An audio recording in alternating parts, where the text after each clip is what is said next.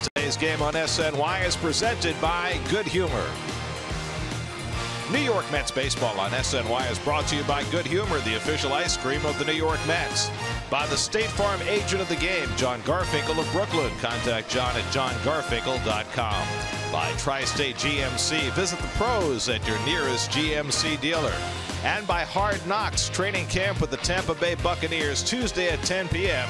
kicks off August 8th on HBO. Nice day, Saturday, New York City.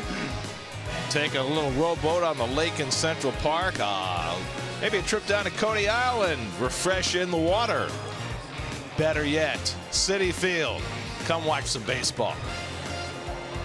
And a pleasant good afternoon, everybody, and welcome to Citi Field. Gary Cohen, Keith Hernandez with you today as the Mets play the middle game of their series against the Dodgers. The Dodgers are riding high 77-32, 42 wins in their last 49 games. They've beaten the Mets 5 straight times. They've hit at least 3 home runs in every game. So which Dodger has impressed you most? Well, believe it or not, it's the one that's impressed me the most was just with last night's game. It did not impress me in the 4-game series in Los Angeles where he went 2 for 16. It's Chris Taylor, the left fielder. He had a terrific at-bat, set the tone last night against Jacob deGrom, had a real long at-bat off of Jacob and then got a base hit to start the ball game. That got the ball rolling. He has been terrific in the leadoff role. He's played 28 games in that role, and he's hitting over 400 there and has an on-base percentage of almost 500. Why hasn't he been there all season?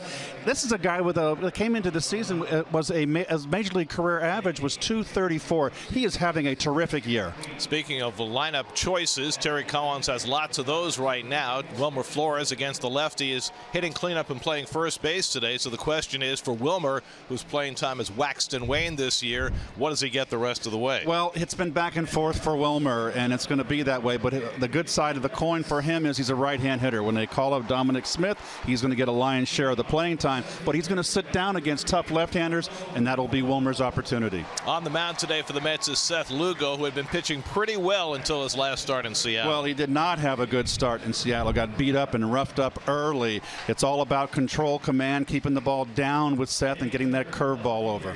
And the 37-year-old, rising like a phoenix, rejuvenated left-hander Rich Hill. He's been an amazement for the Dodgers. Well, they signed him to a 3-year deal. He's had some injury problems, but having a good year this year. He beat the Mets in Los Angeles earlier. Big curveball. He's simplified his motion. He's on the hill tonight. Coming off Pitcher of the Month honors in July. That's the task for the Mets today as they take on the Dodgers at Citi Field. All the action coming your way on SNY.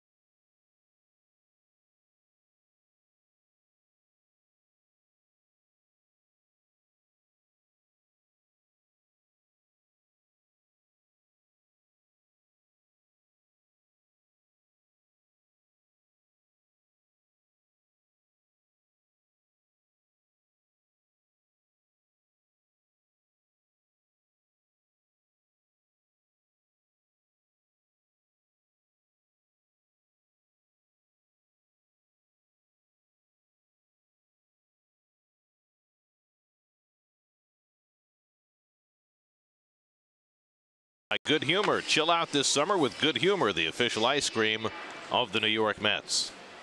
Cold Hard Facts brought to you by Clean Crisp Coors Light. National League batting race. Familiar names in the top 2 spots. Justin Turner took an 0 for 3, a very productive 0 for 3 last night. Daniel Murphy had 2 home runs for the Nationals last night.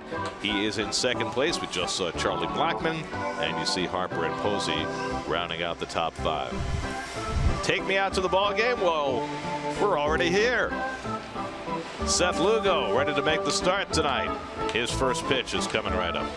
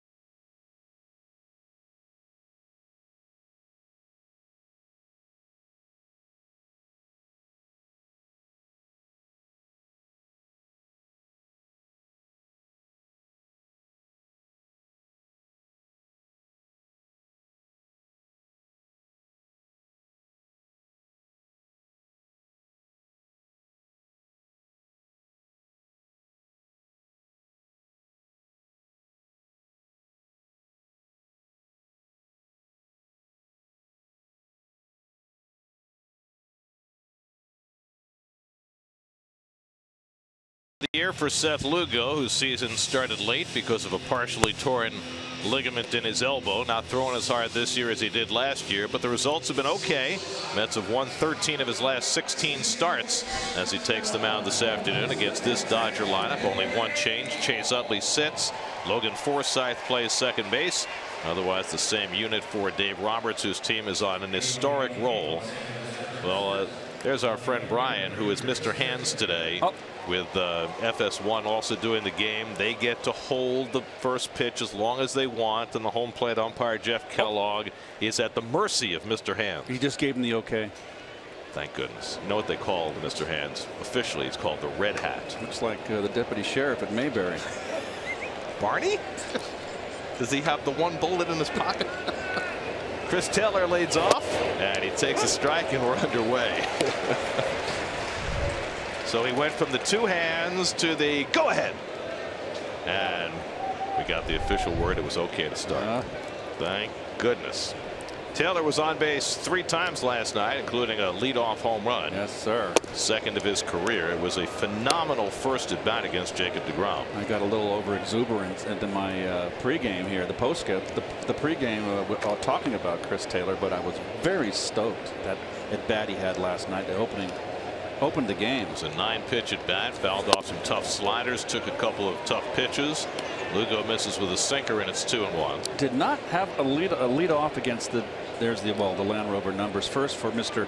Lugo, coming off a bad start, but like Gary said, coming out late, doing okay. Taylor pops one up. And Ahmed Rosario takes charge of it. 2 hands, 1 out.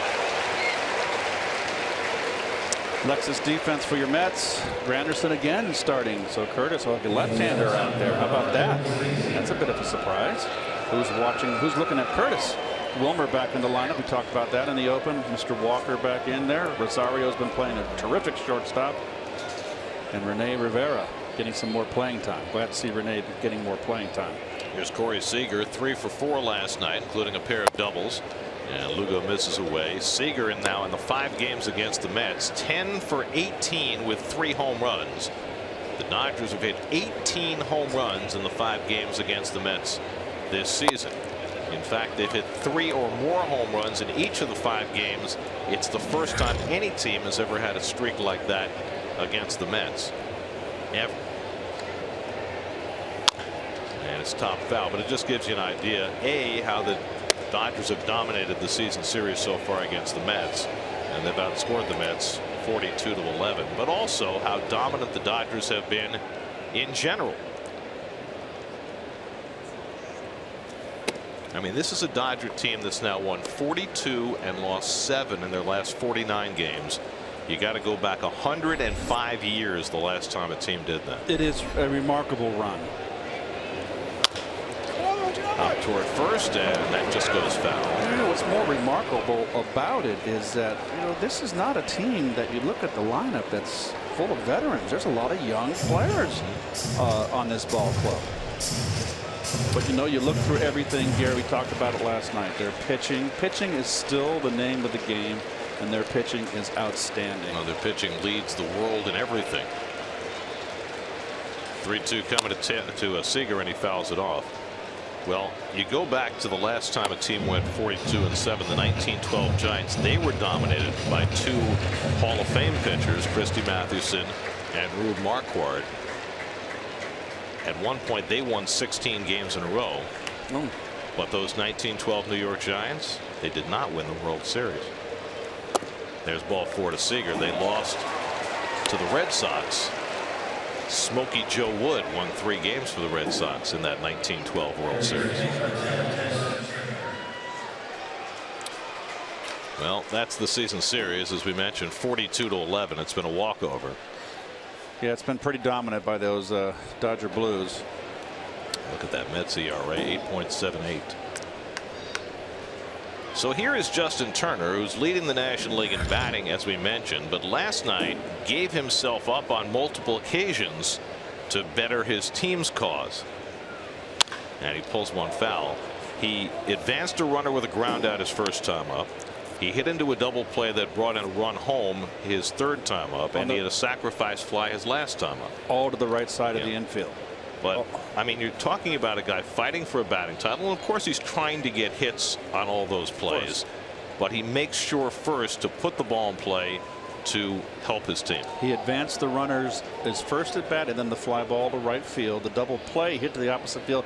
You know, that's not what you want to do. It was 1st and 3rd, right, but the intent was there, the right intent. Gets jammed, and he pops one up. Walker onto the outfield grass to get it for the 2nd out. Good pitch by Lugo to get Turner on the pop up for the 2nd out. There's certain guys that can go to the opposite field and not give themselves up. Turner is one of those. So here's Cody Bellinger, who was held in check last night, went 0 for 4 with a couple of strikeouts.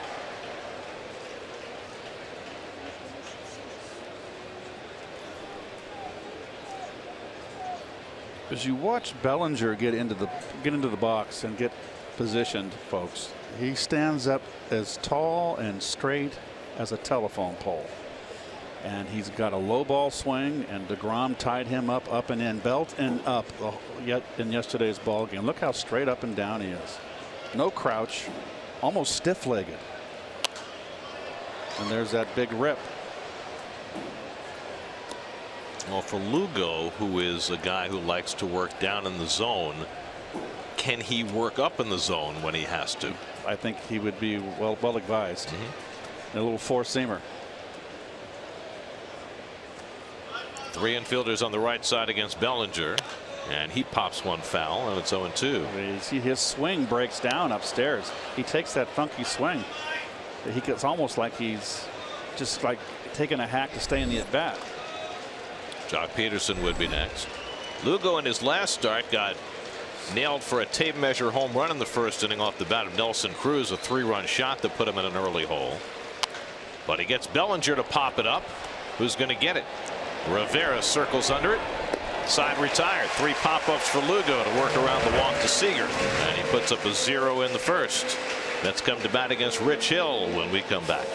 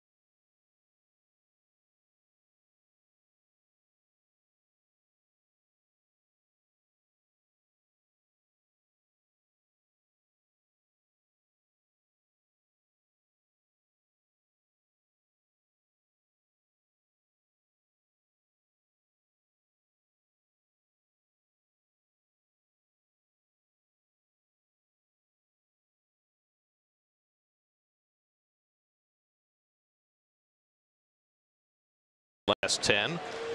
And so Curtis Granderson gets another start in right. Wilmer Flores at first against the lefty, 37-year-old Rich Hill. His first pitch to Michael Conforto is a fastball for a strike. There's Hill's Toyota numbers right there.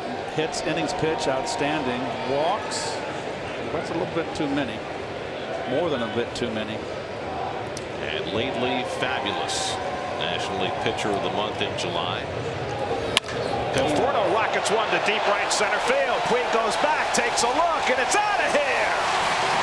Michael Conforto with a leadoff home run, number 22, and the Mets take the early lead.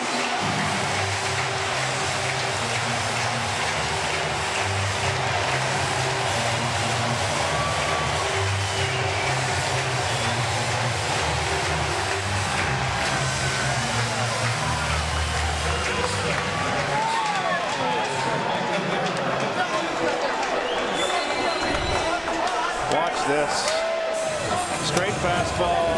Look how he stays in, out over the plate, mistake. Well, I'm glad he didn't start the season in Las Vegas. 5th leadoff home run for Conforto, so the Mets grab the early lead against Hill. Conforto now has a 9-game hitting streak, and as Asdrubal Cabrera steps in. Here's the swing again. Look at the balance. Quick, not much of a stride, not much of a take back. Straight up and down. No lunging, no leaning forward. Get used to that swing, folks. Bellinger coming over near the dugout railing, but it's beyond his reach. Well, surprise. There's your wake-up call. I better be careful next time. 9th home run Hill is allowed in 78 innings this year. That Mets home run means $2,000, enough for No Kid Hungry to provide 20,000 meals courtesy of Citi. So after the Mets got shut out last night, Conforto takes care of that in a hurry. Curveball to Cabrera is hit out to center, and Peterson comes in to get it for the first out. Dodger Coors Light defense. Puig out and right with the big arm. Probably their best defensive outfielder. As a matter of fact, he is. Justin Turner, the two corner positions with Cody Bellinger. Bellinger, very fine glove. Grandal behind the plate, the vet. Here's Cespedes. The giveaway item today is the number 52 Cespedes pendant, which he wears around his neck, and now every fan is wearing around their neck today. It looked like the necklace there, the giveaway today, looked like something you'd find in a box of Cracker Jacks. That's cool. Okay, I look forward to Cracker Jack prizes when I was a kid.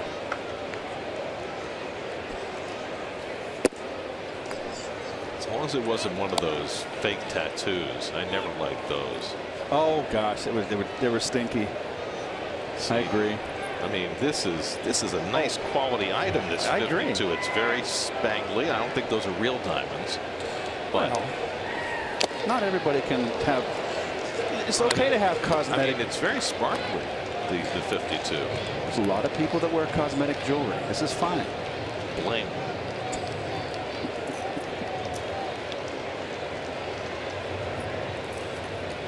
Cespedes has provided much fashion inspiration this year.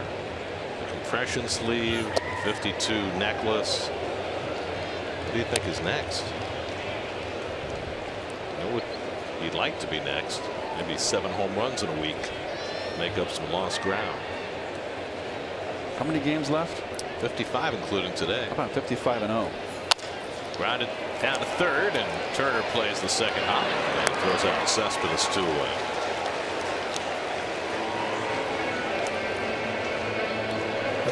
$55-0 would do it. 55-0 would get the Mets to 104 wins. That would do it. Yes, it would. Here's Wilmer. First start since Tuesday in Colorado. Wilmer's still hitting well against lefties, not quite as dominant as he was last year, but he's hitting .300 against southpaws with 4 home runs. And takes a fastball on the inside corner and glances back at Jeff Kellogg for that call.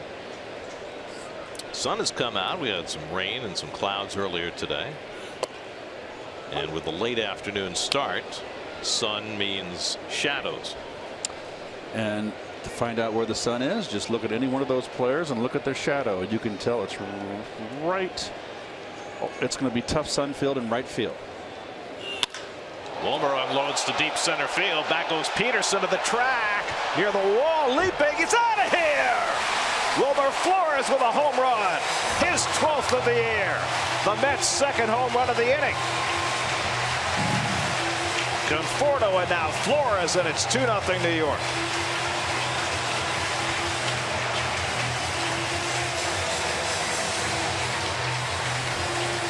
0-2 pitch, and Wilmer got it.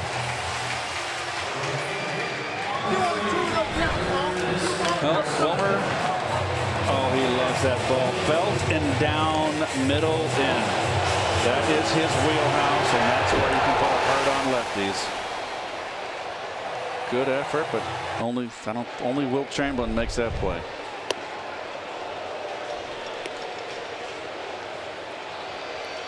So Wilmer getting a chance to hit cleanup. Makes like a cleanup hitter. 12th home run of the year. His 5th against lefties. And now Granderson hits one out to right center field. Back goes Puig to the warning track at the wall. It's out of here. 3 home runs in the opening inning. Granderson with his 15th, and it's 3-0 New York.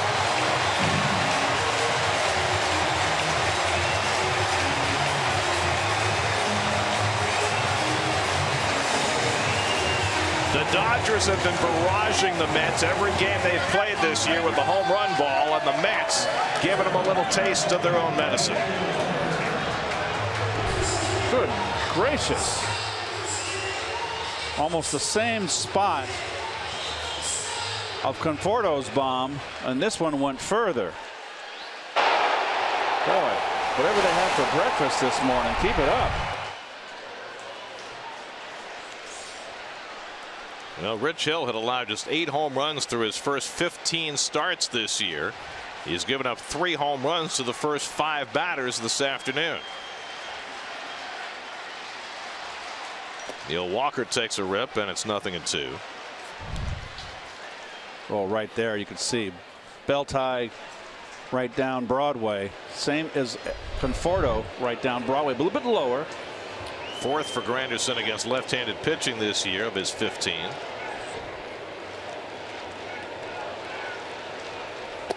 Walker takes it high. Neal trying to get his bat energized after a long stint on the disabled list. He's just 2 for 22 since coming off and 0 for his last 15. And after his best home run season as a right-hand batter last year, he doesn't have one yet this year. He flares this one into shallow center, and that's going to fall for a base hit. So Walker snaps that 0 for 15 with the Mets' 4th hit in this opening inning. And Rich Hill, who could not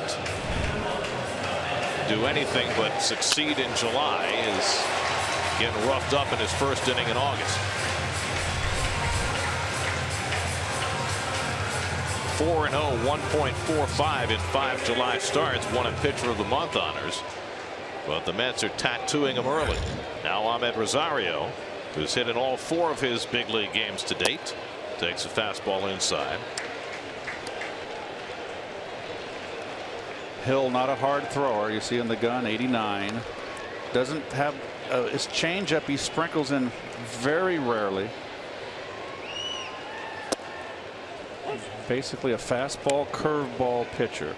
A little bit of a cutter once in a while.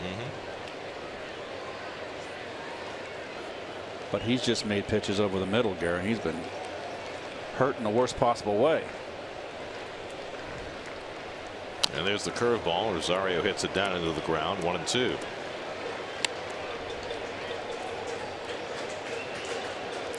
Well, the Mets have now hit 10 home runs against the Dodgers. They still have some catching up to do. Remember, they had 4 in one game against Clayton Kershaw that first game out in LA, but lost the game anyway. 1-2 coming. Curveball fouled off. Hill has had blister issues. They kind of revamped his motion. They talked to Oral Hershiser, who's in the booth next to us. He said that he was pitching better out of the stretch, so they asked him to go to the stretch, and he didn't like the idea, so he kind of has a stretch kind of wind up. We'll check it out. I'll bring it back to your attention next inning when there's no one on base. Kind of like what Noah Syndergaard does. Exactly. Yeah. Simplified his windup. He was a guy that threw sidearm 3/4 over the top. Now he's 3/4 in one slot. And he almost picked off Walker, who was leaning the wrong way.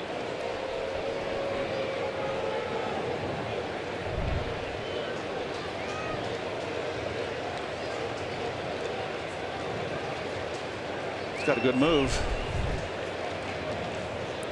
First time this year the Mets have hit 3 home runs in an inning. Last time they did it May of last year against the Braves.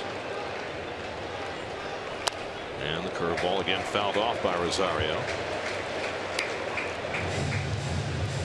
Rich Hill pitching for his 8th major league team. In 2003 he pitched in the postseason with the Cubs, and between that and getting to the Dodgers he pitched for 21 different teams, including the Long Island Ducks in the Atlantic League. When he's been able to take the mound, he's been good, but injuries have been a big story in his career. And he strikes out Rosario with a fastball to put the brakes on the inning, but not before the Mets put on a barrage against Rich Hill in the opening frame. Michael Conforto with his 22nd of the year. Wilmer Flores adds his 12th. And for good measure, Curtis Granderson goes deep his 15th.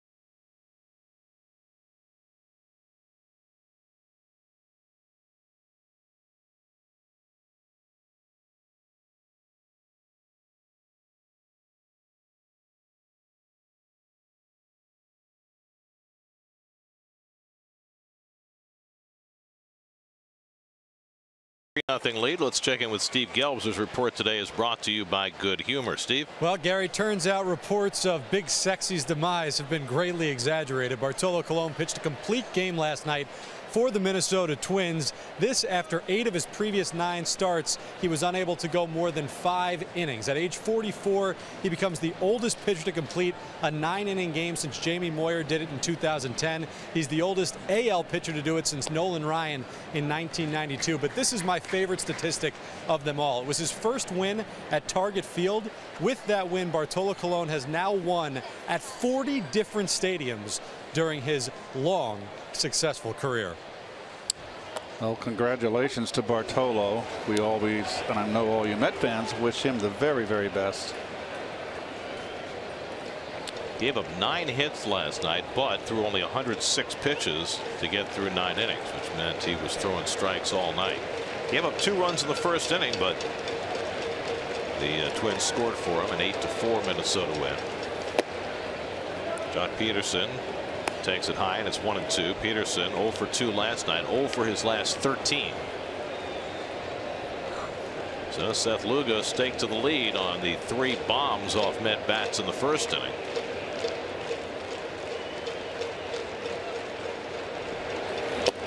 And he paints the inside corner to get Peterson looking for his first strikeout. Up and in.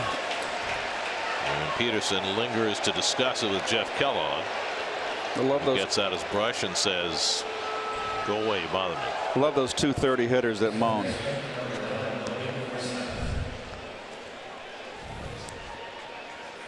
That's a strike. Unless he's arguing it was high, but no, it wasn't I don't high. think so. It's called grab some pine. Kellogg, the crew chief, Tim Timmons, James Hoy, and Will Little are your base umpires today. Here's Logan Forsythe. Chase Utley getting the day off after hitting his 39th career home run against the Mets. And Forsythe playing second base, takes ball 1. Forsythe had a big year in Tampa Bay last year, hadn't done much this year. Hit 20 home runs, 264 for the Rays last year. You see this year's numbers. He does draw a lot of walks. And Lugo gets the curveball over, and it's 1-1.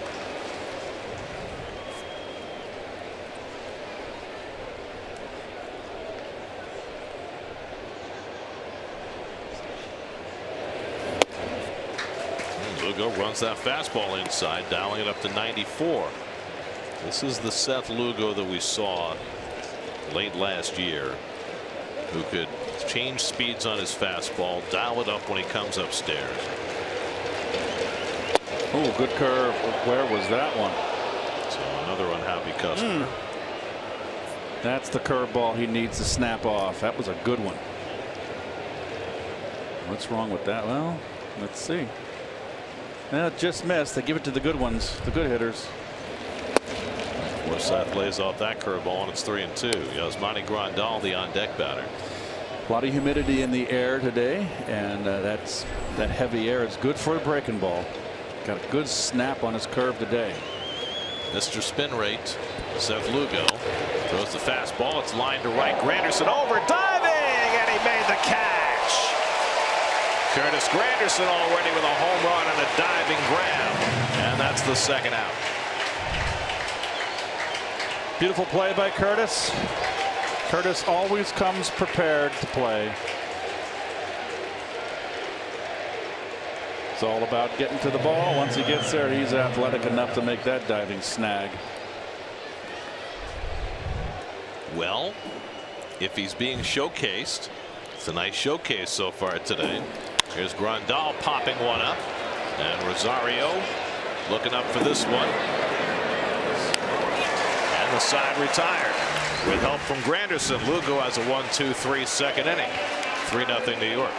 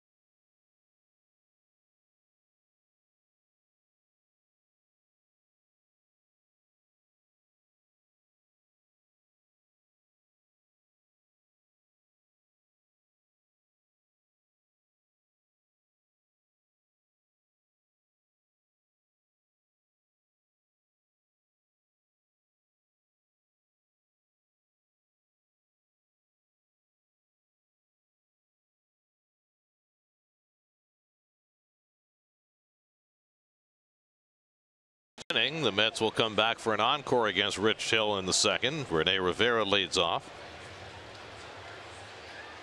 Rene getting the start behind the plate today. Goes after the first pitch fastball and fouls it back.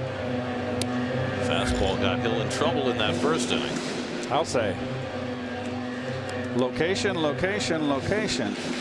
See the shadows start to encroach from the light towers on the third base side. It's going to be an issue all afternoon as long as the sun stays out. And Rivera takes up and away. 1-1. I love the way Hill kicks out. I know. After his delivery, and I don't think there's anybody else around these days that does that. He doesn't like follow through, but he pulls up on his momentum. Watch his left leg. Oh, he didn't do it that time. He threw a breaking ball. So when he throws his fastball, and you would think, folks, don't think that that's a tip right there, because that happens way too late for a hitter to pick up on that. The ball's already left his hand. Seth Lugo on deck. Rivera hits the curveball towards center field in for a base hit. So the Mets just keep on producing base hits against Hill. That's 5 of them through the first 8 batters. Here's that G pitch cast on the home runs. Look at that, folks. If you were playing darts, that's triple bulls right there. There's a double bull. I mean, we're talking about filet mignon there. Center cut. I mean, you can't center the ball any better than those 3 fastballs for the home runs. Sacrifice. Lugo up in a bunting situation, pulls the bat back and takes the curveball for a strike. Boy, is Turner breathing down Lugo's throat, and that's going to get the third base coach, Glenn Sherlock. It's going to get him down there to say, hey, you know, if he comes in tight, Butcher Boy. Well, Lugo can swing the bat. He's got 3 hits this year, all extra base hits. He also has 3 sacrifice bunts.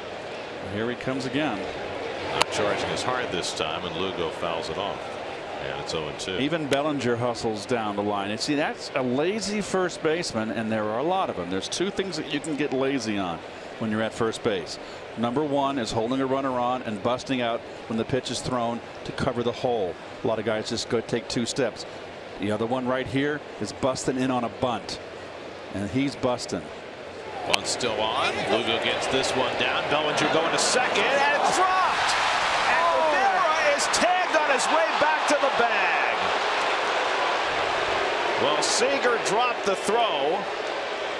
Rivera was home free, but he kept going past the bag, and Seager tags him out. I think, Rene, you're going to go back to the dugout here. Never assume here. We just talked about the hustle coming in. Look what developed here. Terry's going to challenge this play. Now, I don't know what Rene was thinking, but the Mets are challenging the call. And he's out. That means that Jim Kelly back in the replay room believes that Rivera got his hand back to the bag before Seager got the tag on him. Let's see from this angle. Rene has, well, he's got to bunt. I mean, excuse me, he's got to slide. You can't assume. James Hoy, the second base umpire, making the call. There's the hand to the bag. Hard to tell. Let's see from this angle. Well, they might have a case. That might be the definitive one, but it's pretty close. And Rene would be a very lucky man. And that would not be a sacrifice. That should be an E if it would be E6. E6. Dealer's choice E6 for sure. Play and review brought to you by Mazda. Driving matters. The 2 crews in the replay center in Chelsea, Fieldon Colbreth's crew and Mike Everett's crew, trying to make the determination. You know, naked eye, it looks as though it's too close to call. But I think he's safe. I think he's safe too. But we were wrong the other night. Well, that's the one on the Reyes steal the last game in Colorado where they overturned it, where they waited almost 3 minutes and somehow, you know, got a hair's breadth in there and changed the call. It's not the way it's supposed to work. There's supposed to be clear and convincing evidence. So we'll see. The call on the field was out, and they overturn it. So the Mets win the challenge. And they'll have 2 aboard with nobody out. So a reprieve for Rivera. So it'll be a fielder's choice E6. Well, he's very fortunate here. He should have slid into the bag.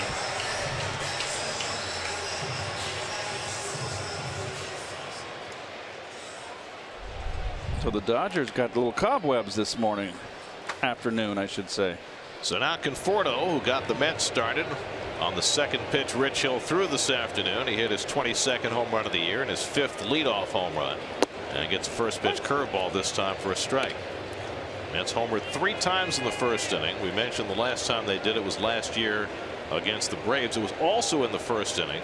David Wright, Yoenis Cespedes, and Lucas Duda off Mike Foltynewicz. 2 curveballs in a row this time for Conforto, and it's 0-2.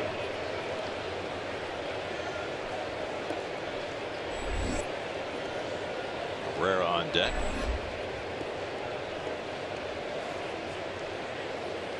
Three infielders on the right side, tightened up, looking for the double play. And Conforto rips that one down the line. Foul.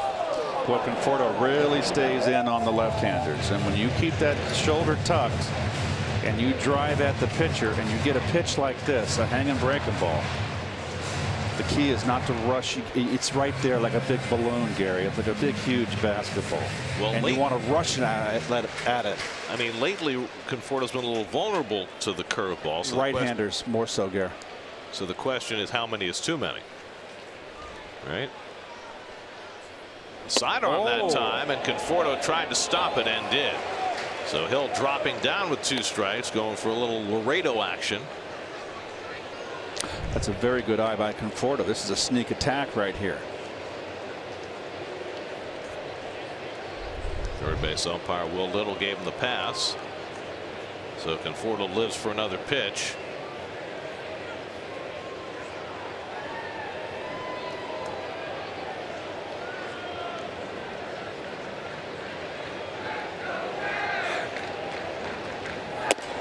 Fastball away with 2-2.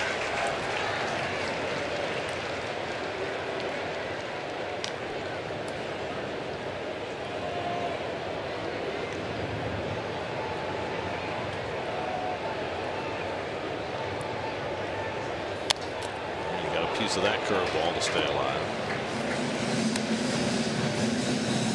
Conforto keeps building on his career high, 22 home runs now, 57 RBIs predominantly out of the leadoff spot. That's a big number.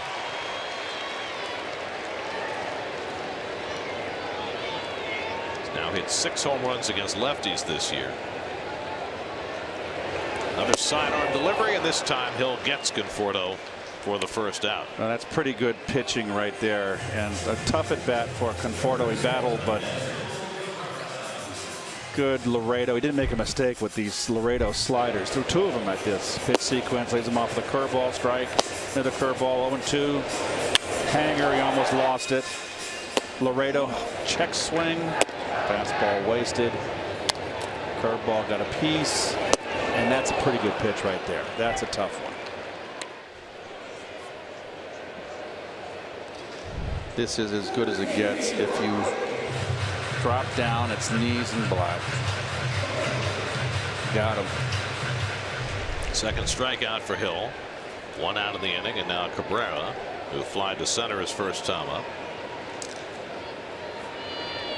And takes the fastball inside.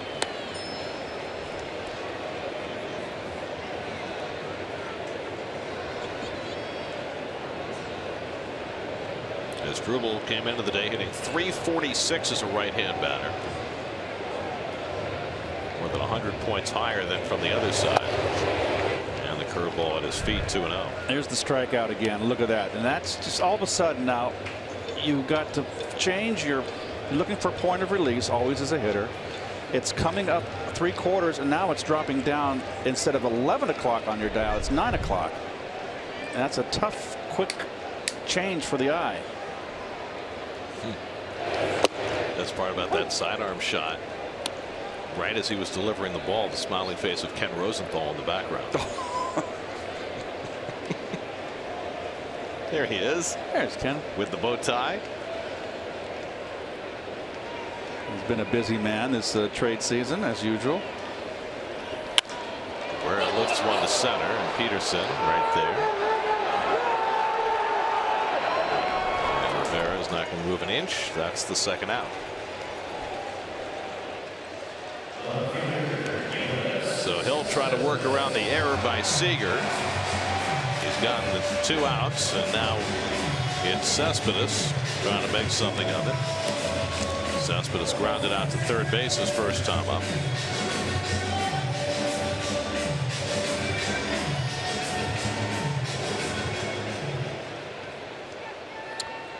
Another beautiful crowd today. Beautiful weekend. The sun has come out. Pop foul. That'll come back out of play. It was raining this morning when I woke up out where I'm in my neck of the woods. Yeah, I had rain driving in today, but it has brightened beautifully. Not such a happy thing for the hitter, who's now standing in shadow while the pitcher is in sunshine. Rivera at second, Lugo at first with 2 out, and the curveball pounded foul, and it's 0-2.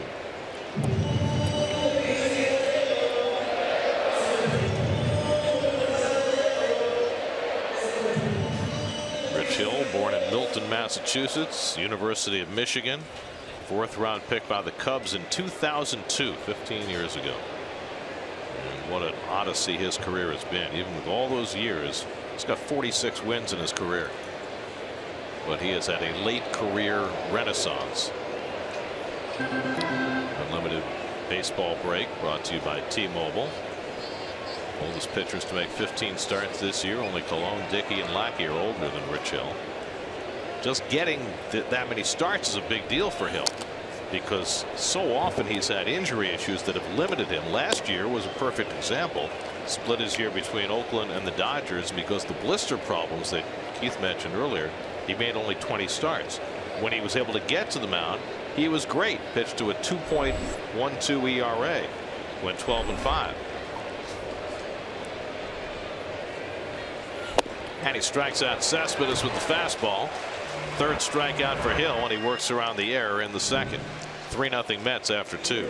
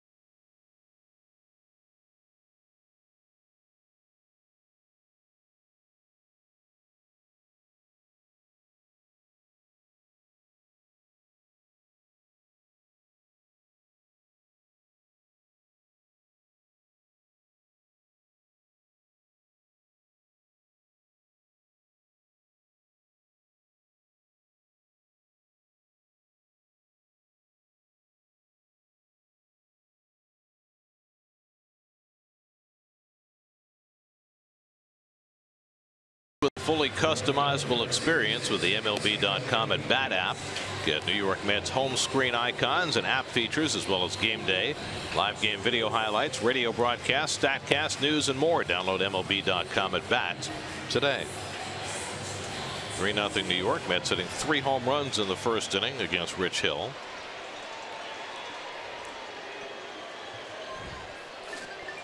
Here's your high-speed pitch brought to you by Spectrum. Seth Lugo with the advantage on the radar gun and the advantage in the game by 3. in each. Yasiel Puig hit his 20th home run of the year last night, a new career high for him. He hit 19 as a rookie.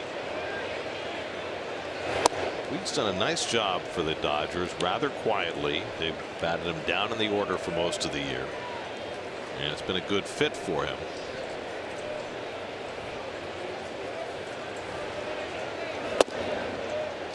Lugo picks off the outside corner, and it's 1-1. It's easy to forget with all of Puig's trials and tribulations that he's only 26 years old, and there's so much talent there. He's worth hanging on to and nursing him along in hopes that he will become a. I mean, he's so talented. I mean, remember how far he fell after his brilliant beginning to his career. The Mets played the Dodgers in the postseason 2 years ago. He couldn't get in the lineup. Last year he wound up in the minor leagues. He pulls one on the ground to short. Rosario gets over in front of it. What beautiful hands. Throws out the jogging Puig, one away. What the more and more I see, this is an in-between hop. Gets in front, uses the two hands.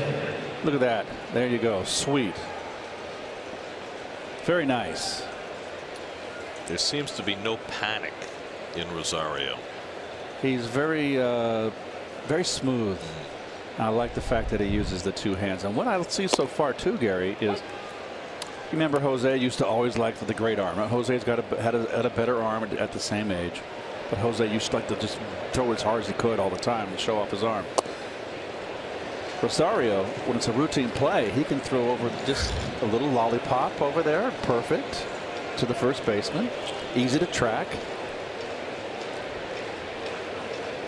I know from talking to some infielders, some of them feel as though when they take something off the ball that they lose accuracy. Like Sean Dunston, remember? Well, Sean Dunston's a lot like Reyes. Right. He only knew one way, to throw like a bazooka. On the inside corner, Hill is caught looking. But Gary Templeton was the same way. Just threw a friggin' cannon over at me. Do we have a bird's nest, wasp's nest? Where's that? I don't know. That's in the dugout. Reyes. There's some concern up. Yeah, it's up there. Ray's not concerned. Well, Ray's very level-headed. We know that. Uh-oh. Brian Chicklow and company humoring Jose. 2 out. And here's Chris Taylor, who popped up to short his first time up. You know, we always used to say when Reyes was a younger player, it's so hard to have him on the bench because he was such a bundle of energy. Well, you weren't going to have him on the bench. He was. But when he had a day off, he drove everybody crazy. That's fouled off Rivera and back, and it's 0-2. Taylor popped up to short his first time up. Very nice. In the shade, those folks. Sun is ducked behind the clouds now, so no shadows at the moment. There's really not a bad seat in the house here. Even the upper tank is a nice seat. Well, having done games from the upper deck, it's a great view.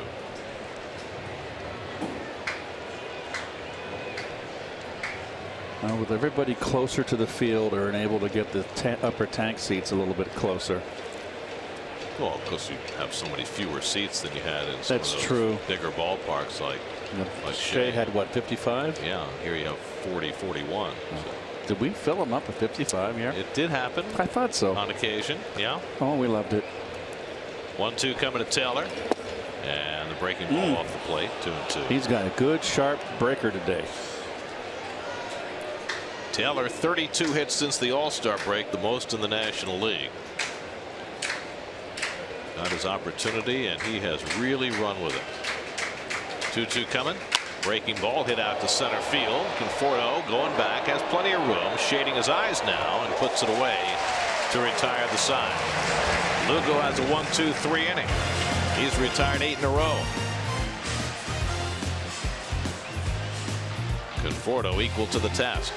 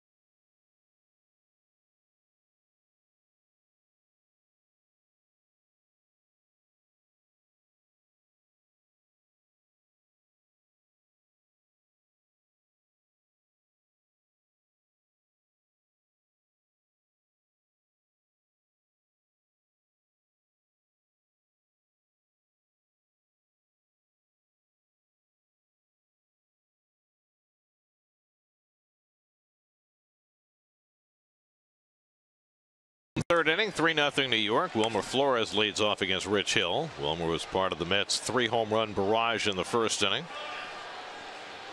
It is 12th of the year on an 0-2 pitch from Hill, a fastball, and he takes a fastball for a strike.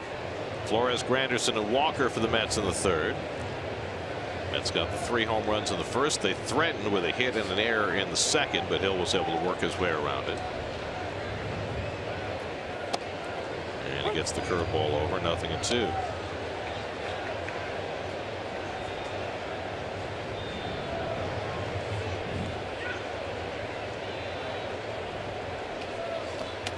And Flores strikes out on a pitch in the dirt, and that's the 4th strikeout for Hill.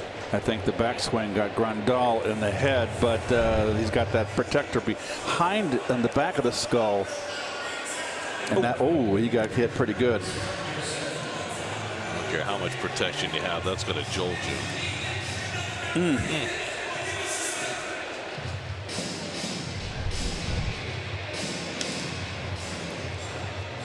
You ever do that to a catcher? No. Never? No, it didn't happen. It did not happen so much in my day. Keith, look who's here. Oh, okay. It's the good humor man. I was just trying to lose some weight too, you know. I got 4 days off. I was going to work out. But what do you got? I love your suit. What do we got? Oh, we got the King Cones. We love the King Cones. King Cone has my name on it. Sandwiches. Very nice. Oh, Al here. Jeez. This one's really rich. This one's open. The double caramel bar. Doug, you want to? What is? Oh, you got more King Cones down. It's an embarrassment of riches. Is there a game on? I've heard there was. By the way, did you throw out the first pitch? Did you throw out the first pitch? That's all right. Don't worry about it. You know, we all try our best. It was better than 50 Cent, so.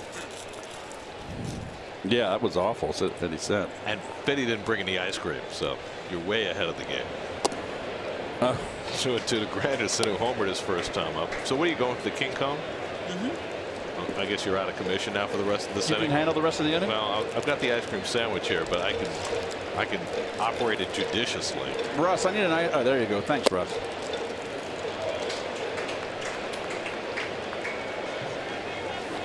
Well, thank you, good humor man. Thank you. It was nice of you to stop by. Good to see you. We're very happy that you're in the building. And Granderson takes ball 4, and the Mets have a 1-out base runner. That's good. What was that? I didn't understand. I said that's good. Oh, okay. First walk given up by Hill.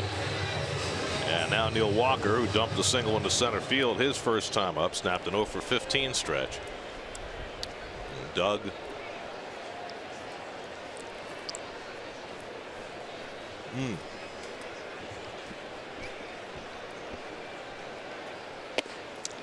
Is Al having ice cream too?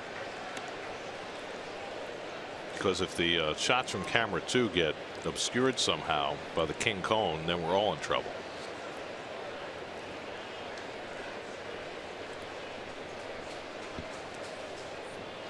I mean, you and I can stay silent. People can still see the game. But without Al, there's no game. Don't bother me. Oh, sorry. I'm busy. Whose idea was it, by the way, to bring the ice cream in the middle of the inning? Al. He's got the cone in his hand. Al is multitasking. That's a talented guy right there.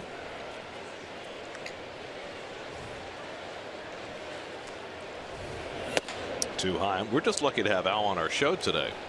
You know, he could have gone and worked for the other guys.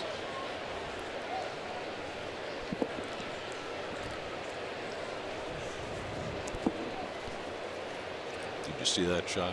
Fan with great taste. Al's going to melt.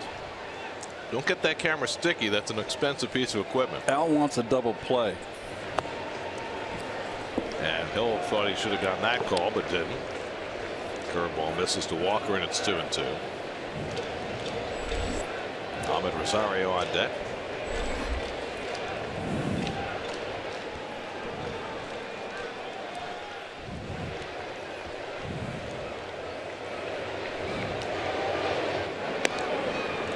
saved the ice cream for the end of the inning, but I'm afraid it might be melted by then.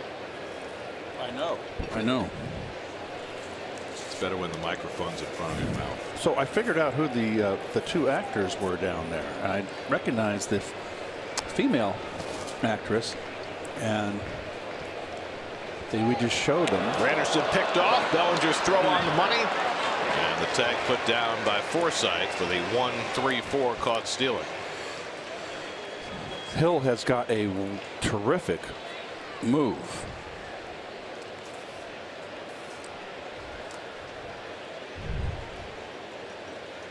Well, Curtis gets caught. He just took a chance. He take a chance on a left-hander.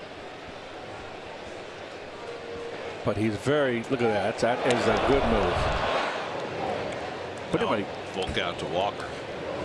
The actress down there we just showed was the wife in Homeland, which I thought she was terrific, and everybody was terrific in Homeland.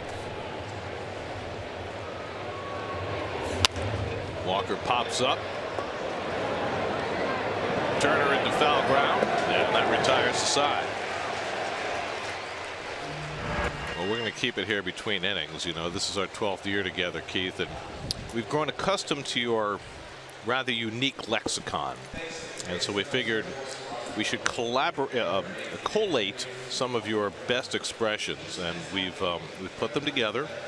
We've had our illustrious crew do the honors for what we're calling our first edition of Top 10 Keithisms, presented by Good Humor. Enjoy.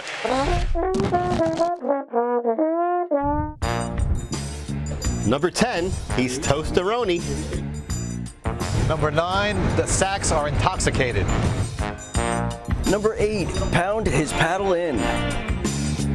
Number 7, that was a snappy Tom. Number 6, the runner finally got his land legs going. Number 5, this guy's a Rocket J Squirrel. Number 4, Wilmer loves the old port ciders. Number 3, there's the abracadabra walk. Number 2, the base runner is doing a little Fred Asparagus. And the number 1 Keithism is Giancarlo Stanton has those piano wire hamstrings. Now, the question is, how many of these do you actually have to explain what they mean, or how many of them are self-explanatory? I think they're all self-explanatory, don't you? I think so. It's just stuff how I talked in the dugout. And I've got to bring a little bit of the dugout back in the 80s when I played.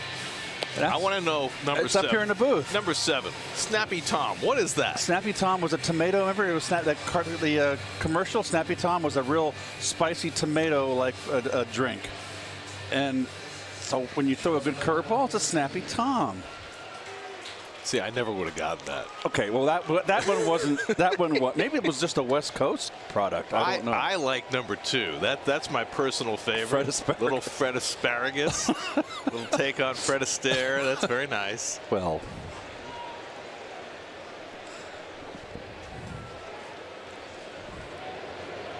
Corey Seager leads off the 4th inning against Seth Lugo. Well, that was a very nice compendium of Keithisms, and the thing is that we could do about 4 or 5 top 10 lists and not run out of material.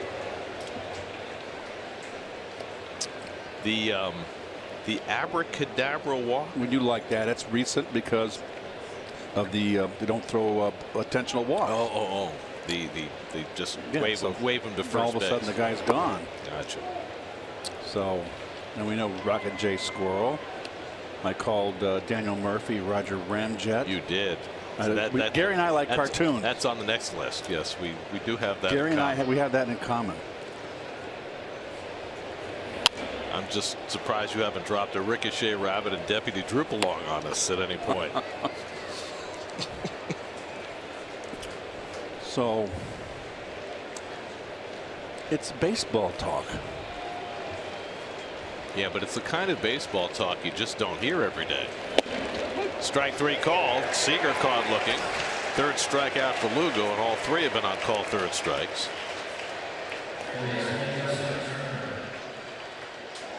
Wilmer loves the old port siders. Well, you know what that means, right? I mean, that was just one you don't hear anymore. It's a very nautical term, actually, right? Starboard and port. Nobody ever calls right-handers starboard.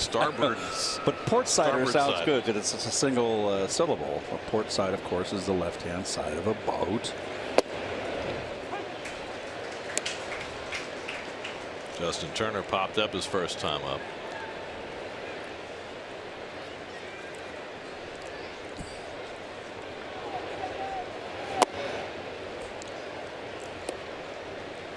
And then there's the piano wire hamstrings. Well, piano wires are very, very fragile. So guys with bad hammies, like Giancarlo Stanton, who's managed to stay healthy of late, but he was always pulling his hammies. So, I mean, those are just terms that when I played, we used them. You know, we'd say, oh, if someone had a pulled hammy all the time, we'd say, piano wire hammies. Just a little out of tune. Upstairs fastball from Lugo. He's been effective with that today. Lugo is throwing spot on right now. It meant to be away, and I just wish they'd recognize up and in is such a good pitch.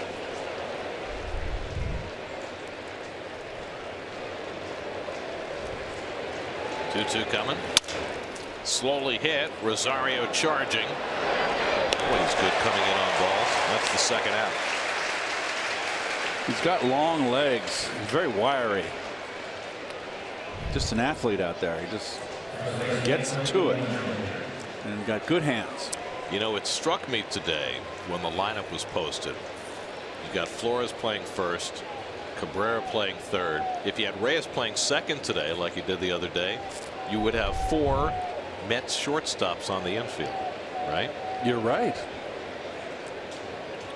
There's Cody Bellinger. But amongst the 4 of them, Rosario instantly in his 5th major league game stands out just because he covers so much more territory than the other guys did. Well, just because of that, Gary, the fact that he covers so it's so stark that he has so much more range. We've been kind of watching all year a defense that a lot of holes. So it's nice to see someone out there, a defender, a good defender. Not that the other guys are bad defenders. I'm just strictly talking about range, going left to right.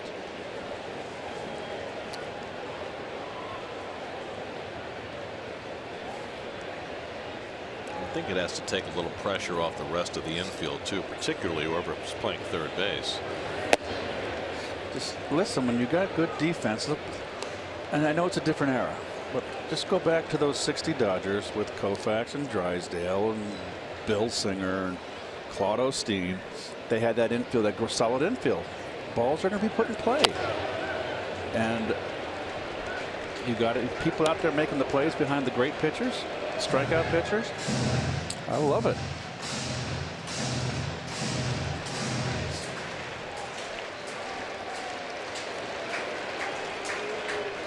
Three and 2 to Bellinger, who fouled out his first time up. And he whacks one toward left center deep. Cespedes going back, and he reels it in. Side retired. 4 hitless innings for Seth Lugo. Now we saw the top 10 Keithisms. How about a look at some of the outtakes? Giancarlo Stanton's got piano leg hamstring. He's toasteronio. Oh, that was a snappy Tom. Wilmer loves the old port sliders. Seriously. Port sliders. Should I do that again? He wants them done again. That was a snappy Tom. That was a snappy Tom.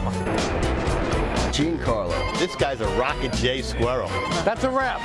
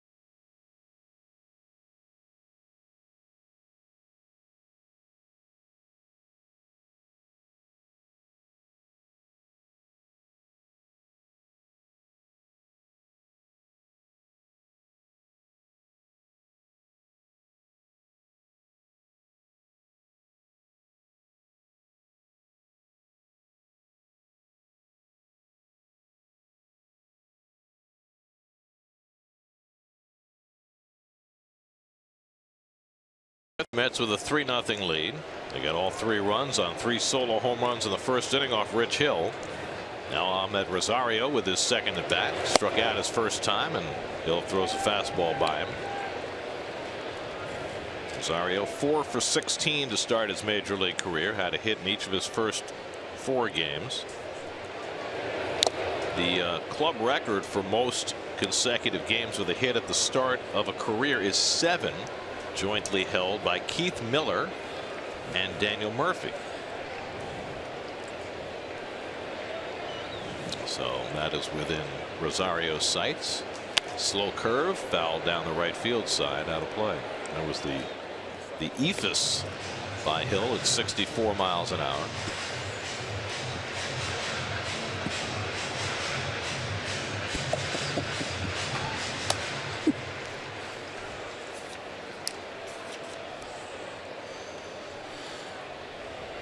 Now the 0-2, and it's bounced to short. Seager comes in to get it on the backhand and throws out Rosario one away. Well, the Mets' #1 draft pick made his professional debut last night. He's in the ballpark today, standing by with Steve Gelb. Steve. Yeah, he is. David Peterson, Mets' 20th overall pick from this year, and he certainly has the size to play Major League Baseball. Big lefty. And Gary just mentioned, David, you got your pro debut yesterday out of the way in Brooklyn. What was that like? It was an amazing feeling, and obviously getting that first one under my belt was good, and only go up from here, and I'm really excited for the rest of the season and to start my pro journey. David, for Mets fans who want a little idea of what you are as a pitcher, give a brief explanation of what they can expect to see. Well, I'm going to go out there every time I get the ball and compete with what I have, whether it's my best stuff or my worst stuff. My goal every time I go out there is to try and give the team the best chance to win, and I want to help the team win ball games, and I'm excited to be in this organization and help the Mets do that. You know, David, in this day and age, it's so much about power pitching, and you're not exactly that type of a guy, more of a control guy and using a lot of secondary pitches. Do you feel like you're more of a throwback in that regard?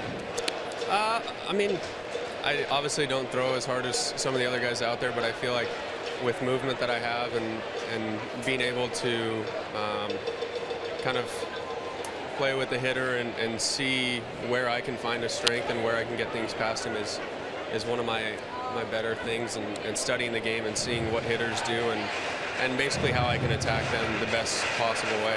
What is your best secondary pitch? Either my slider or my changeup. I like using both, and I think just depends on the situation and what a guy's doing against me. When you were pitching at Oregon, you set a strikeout record once with 17 strikeouts, then broke your own record in a single game with 20 strikeouts in a game. Again, those types of performances are usually reserved for real power pitching guys. On the day you struck out 20, how electric was all of your stuff? I mean, everything felt good. I feel like I could throw everything for a strike, and I just felt completely on, and had family and friends there to see, so that was really special. But I didn't know until after the game how many I had, and I felt completely locked in, and it was a really exciting day. What has today been like, being in this ballpark and trying to envision one day stepping on the mound here at Citi Field?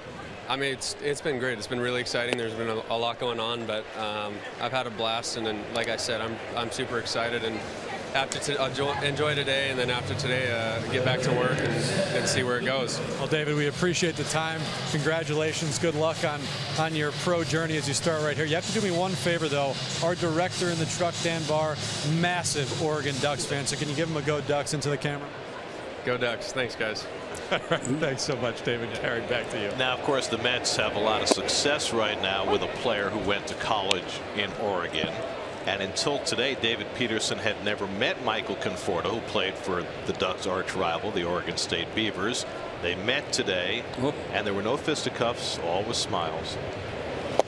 All the Oregonian charm from both sides, all was cool. So I gather that hand signal, Dan Barr in the truck, was the big O, right? Big O for Oregon. Lugo strikes out to end the inning. 6 strikeouts for Hill through the first 4. But it's Lugo and the Mets who have the advantage, 3-0 as we head to the 5th at Citi Field.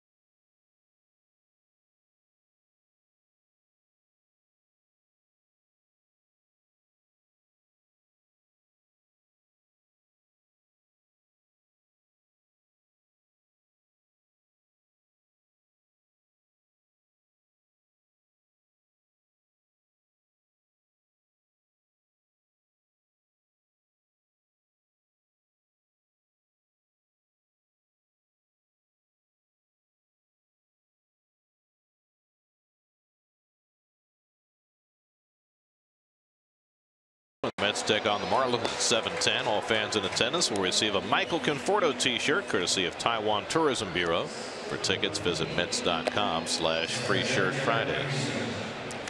Fifth inning brought to you by your local Ford dealers. The Ford Summer Sales Event is on. For big savings, go to buyfordnow.com. Well, Seth Lugo has been on. He's allowed just one base runner through the first 4 innings. He walked Corey Seager in the first. Since then, he's retired 11 in a row. Jock Peterson will lead off the 5th for LA. Peterson struck out looking his first time up. One of 3 strikeouts for Lugo. All 3 have come on call third strikes. So Seth, who gave up 5 runs in the first 2 innings in Seattle his last time out, off to a much better beginning today. And first pitch curveball in to Peterson. Peterson, Forsythe, and Grandal for the Dodgers in the 5th. Peterson hitless in his last 14 at bats after a second inning strikeout, and he tops that one. Rivera out to get it. 1 out. Check out today's Verizon trivia question. The only player to hit 40 or more home runs in his rookie season. We talked about this last night. So if you're watching, you already know the answer. I forgot you might know the answer anyway. I mustn't have been paying attention. Maybe I was bored with the conversation. You mean you weren't listening to me and Ronnie discuss this? I've forgotten completely. There's Forsythe. He's got the guy played with Ronnie, you know. Oh, now I know. Yes, Southern Cal. And he had a lot more home runs after that. Yes, he did. So Seth, very good paint right there. He's got the curveball working. Really the best curveball he's had in a while, commanding it and spotting that fastball. Forsythe has come the closest to getting a hit today. He lined one to right field, and Granderson made a diving catch in the second inning. 0-2 from Lugo, and that one sails to the backstop. Not quite Robles-esque, but close. By the way, Hansel Robles, after his numb fingers day before yesterday, leading to the very wild ball 4 that forced in the winning run, had an MRI yesterday, and they didn't find anything noteworthy, just general fatigue. He'll probably sit out another day and hope to get back on the mound tomorrow. Could have been the cold weather. It was a cold day. 1-2 coming. Struck him out. 93 from Lugo for his 4th strikeout of the day. And there are 2 down. That's nice. 13 in a row he's retired. Boy, he's got the good snappy Tom working, Gary.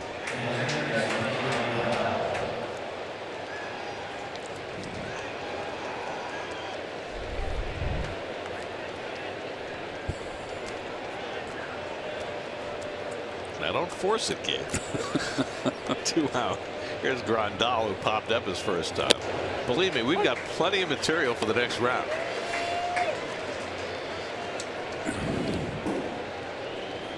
By the way, thanks to the crew for doing such really, I'm flattered. Job. I'm just really, you know, I love our camera crew. They're the best. And you know, we travel around with other crews and other cities, and this is the all-star team right here. We got everybody. We got the camera crew, we got the audio guys, the tape guys, everybody contributing. Now what I'm concerned about is, as the season progresses into football on weekends, are we going to lose some of these guys to Jets and Giants? Not our guys. Okay. They are committed. They are top shelf baseball first. 2-1 to Grandal. And he pulls one into right field, and the Dodgers have their first base hit. Granderson gets into the corner to play it, and Grandal has a 2-out double. So after Lugo had held the Dodgers hitless for the first 4 2/3, nice. Gets a nice ovation after surrendering his first hit. People in their seats too, isn't it? It's nice. Day games. Love it. Big crowd last night. Everybody was in their seat watching the game. And this is the pitch that changeup. Just did down, but not away enough. And now the Mets are going to intentionally walk Puig and bring up the pitcher, which is interesting in a 3-0 game. Agreed.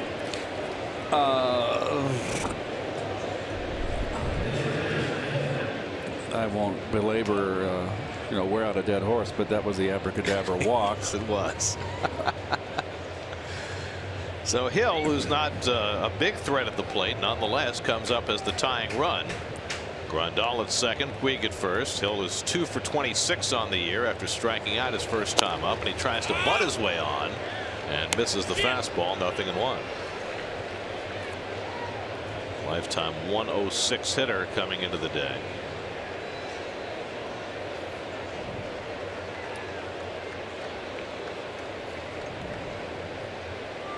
Choking up and slapping one foul, and it's 0-2.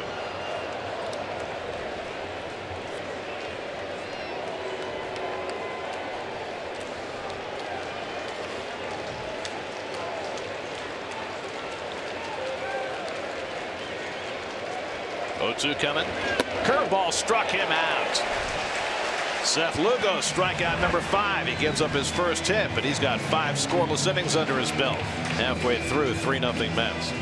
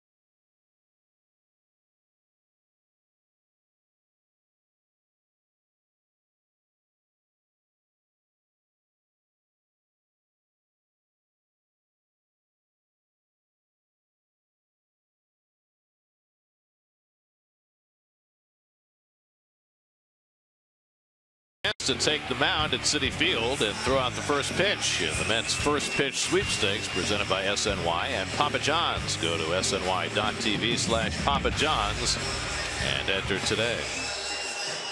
5th inning recap brought to you by Ford. 3 home runs, first 5 batters for the Mets. Conforto, Flores, and Granderson against Rich Hill. Seth Lugo has done the rest. Held the Dodgers without a hit for the first 4 2/3. That's a nice tribute. Yeah. Wonder where Vinny is today. Hanging out, reading a book, sitting in the garden. You think he's watching baseball? I don't think so. I don't think so either. You know, when I got a chance to talk to Vinny the last couple of years, you know, he was only doing about half the games for the Dodgers at that point, mostly just the home games. And I said, you know, when you're not working for a week or 10 days, do you watch the games? He said, oh no, I'll read about it in the paper the next day. Which I thought was interesting, because I know when I miss games, I have to watch every pitch. But, you know, Vinny, he's in class by himself. Yes, he is. 67 years at that job. Amazing. I'll never forget the conversation I had with him around 3-4 years ago. 3 years. Talked to him around 45 minutes. A consummate gentleman. And he said when he first moved to LA, he didn't like it because there was nothing to do. And you think in terms of Los Angeles now, it's just this big congestion. He goes, when we came over in the late 50s, it was really not much going on. Right. And it took me a while to get used to it. I was used to New York City. Hey, New York City kid, grew up in Upper Manhattan. Conforto strikes out on the Laredo breaking ball for the second straight time. And that's 7 strikeouts for Hill, including the last 3 batters. Well, Hill has settled down. I can see why he's 8-4 this year. Very, very compact motion. Not a whole lot going on. Also at a time of day right now that favors the pitchers, with the pitcher in sunlight and the hitter in shadow.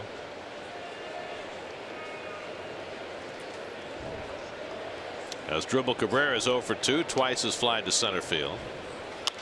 And he slices one foul.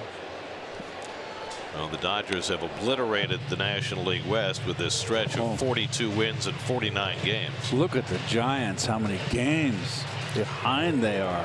You see who the Giants activated today? Pablo Sandoval. Oh boy. Round 2. They put Brandon Belt on the DL and Sandoval joined them. They got well, he's had great postseasons, that's for sure. Sandoval, weight has always been his problem. He had some wonderful years as a Giant. Didn't work out for him in Boston. But he worked out in his bankroll. 1-2 to Cabrera.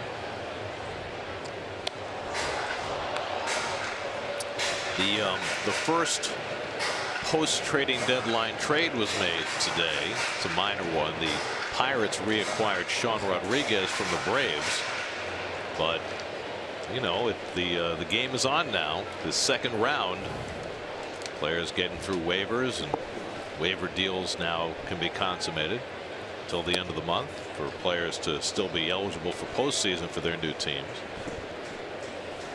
I mean, the Pirates are a real long shot, but they brought in Rodriguez and George Cantos, who they got on waivers from the Giants. You see that run differential for the Dodgers just off the charts.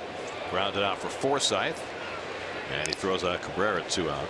So that's 6 in a row retired by Hill.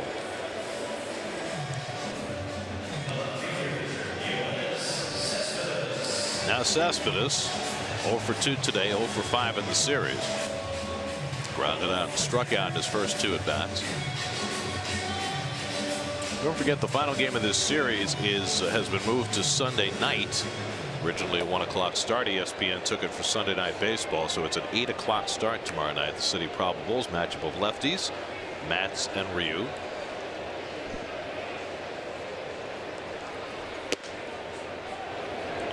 You wonder when the Dodgers get to postseason how they're going to structure their rotation now. With the acquisition of Yu Darvish, who looked just marvelous last night. Assuming Kershaw is back and healthy. They've got an embarrassment of riches. Kershaw, Darvish, Alex Wood, who's having a phenomenal year, Hill, Ryu, maybe Scott Kazmier's back by then. They've just got so many options.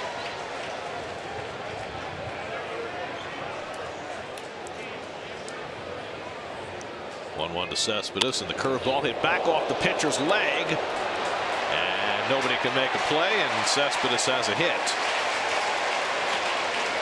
And Hill looks like he's just fine. He stumbled and fell down late, didn't he? I thought maybe he was hurt. This ball looks like it hit him on the shin. Yeah, I think he just didn't know exactly where it was. Oh, he just stumbled, yes.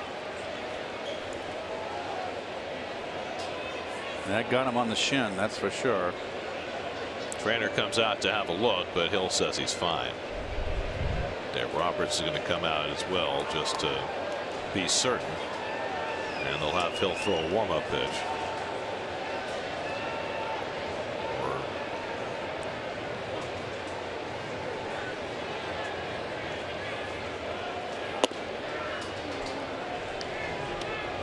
And he nods his head and says he's fine.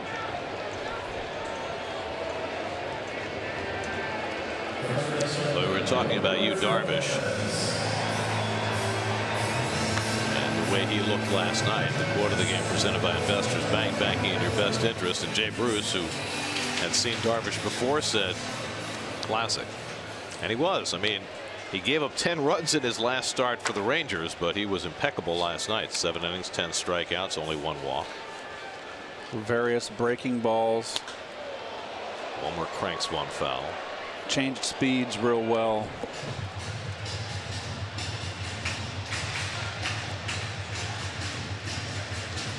Wilmer had one of the Mets' 3 solo home runs against Hill in the first inning and struck out in the third. Hill is not a guy who pitches very deep into games. He's never pitched more than 7 innings this year, hasn't thrown more than 105 pitches. And here he is about to throw his 90th pitch in the 5th inning. He's averaged just a shade over 5 innings per start.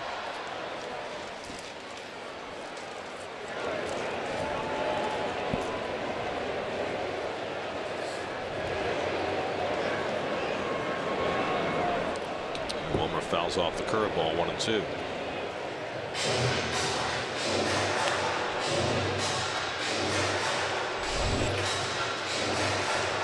Anderson on deck.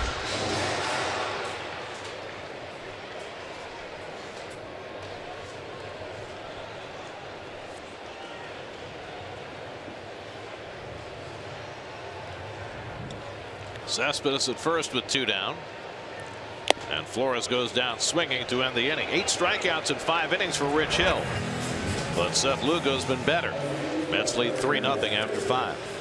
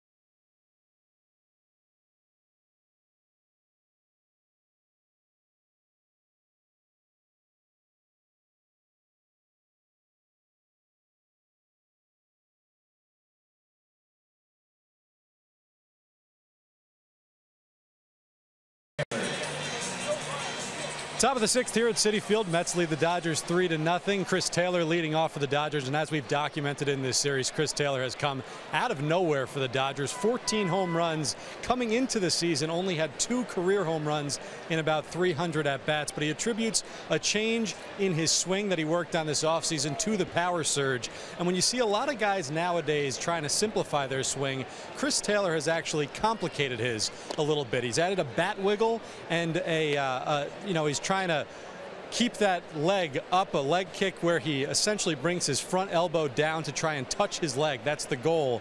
And the point of this is to add momentum to his swing. In the past, he felt like his swing was very static. It started from a static position, and as someone that likes to go up the middle and to the opposite field, a lot of those balls would die on the warning track. Now he feels like he has a little momentum in his swing, and that has helped him get the extra power needed for the home runs. very interesting right there, and something I've said. He's not a big guy. He's 6'1", 204 pounds, Steve. And a lot of hitters we see, like Giancarlo Stanton, these big monsters, Trumbo, the big guys. Judge. That's it out to left center, and Cespedes back in the gap, takes a look, and it's out of here. Wow. Chris Taylor has struck again. His second home run in the series, his 15th of the year. And he gets the Dodgers on the board. It's now 3-1 New York.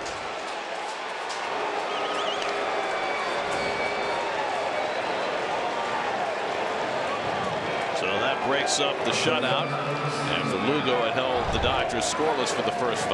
And right down the pipe, hanging slider. Look at Lugo's head go down. He knows. He knew it. One of the few mistakes he's made today, and he paid. Put it over the M&Ms.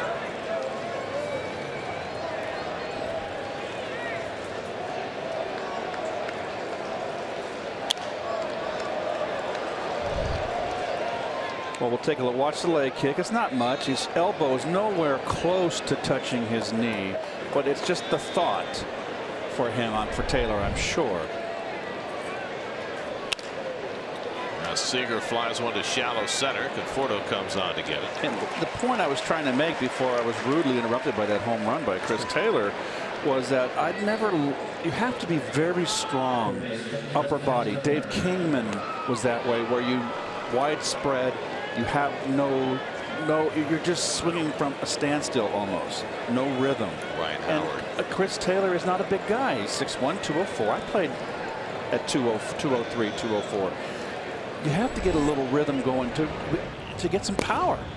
And that's where I think he's had the success. Brandon Morrow up in the Dodger bullpen as Justin Turner takes inside. Well, the Dodgers, who have put on a home run barrage over this season series against the Mets, have now hit 19 home runs. This is the 6th game between the two teams. LA hit at least 3 in each of the first 5 games. Turner drives one to left center. That's going to fall for a base hit. Conforto over the plate, and Turner stops at first with a 1-out single. So after Lugo didn't allow a hit for the first 4 2/3, he's now given up 3 hits to the last 6 batters. That's just good hitting. That fastball run in, and you can see Rivera set up away, but he misses on the other side of the plate. And nevertheless, that little hard sinker. Look at there's a leg kick where you're touching your elbow. And we know that Turner has revamped his swing. They try to hit fly balls. Maybe they go to the same school. So here's Bellinger all of a sudden tying right at the plate, and he takes it high for ball 1. Bellinger 0 for 2 today, 0 for his last 12. Cody Bellinger arrived in the big leagues on April 25th. The Dodgers were 9-11. Since he arrived, they're 68-21. Talking about putting a surge. Throw to first by Rivera, and Turner gets back. Well, you can also say the same for Turner. I mean, when the Turner was out, they went 10-7.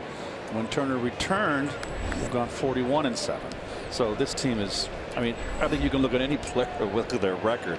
It's going to be positive. Paul Sewald quickly to work in the Mets bullpen. As Lugo's success rate fades here in the middle innings.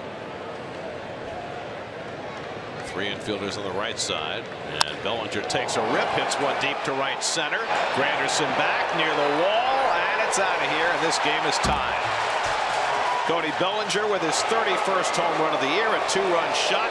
The Dodgers have gone deep twice here in the 6th inning, and the game is tied at 3.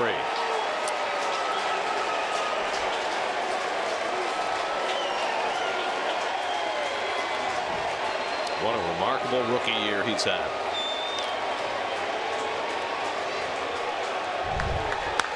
Pitches. Oh, look at the gum. Go down and get it. That's where you do not want to. Look at the almost breaking his ankle down there too. Going down on one knee. He loves that ball down. Got to pitch him upstairs. Look at the eyes on the ball. That is right in his lift. That's baseball 2017. Down in the middle of the plate. You pay. Peterson pulls one foul. So the Mets living by the home run. They hit 3 of them in the first inning to take the lead, and dying by the home run Taylor and Bellinger tie it here in the 6th. Look at that follow through. He's just practically on his knee. Now, I know the game has gotten into home runs, and they're a good thing. When you got a team that's got power, it enables you. This is with the 80 Mets with us, was that you can fall behind 3, 4, 5 runs, and the long ball can get you back in a ball game like that.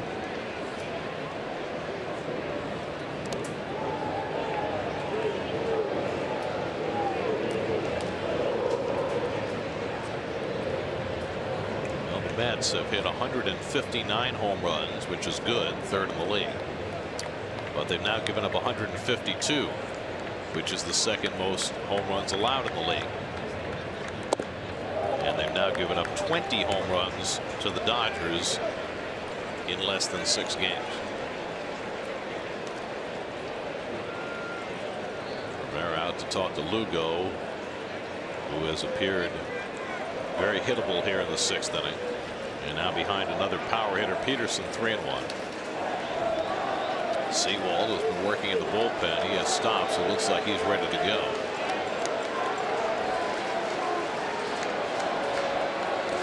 Good dueling chance here.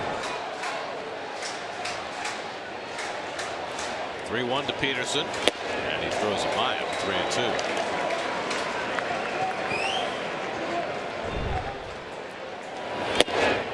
Upstairs, Gare. I mean, I feel like a broken record, you know, but it's a point that has to be made. No, it's the way the game is played now. They're all looking to uppercut and hit the ball in the ballpark. So upstairs should be the hole.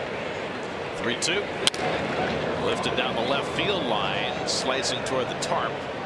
And right in the pocket between the tarp and the stands, and it lands right on the lip there. I don't think I've ever seen that before.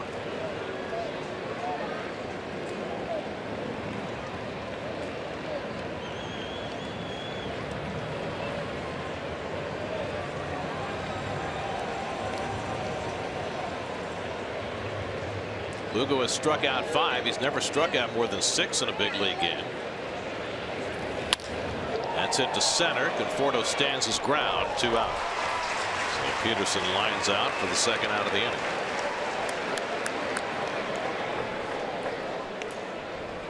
And now Logan Forsythe.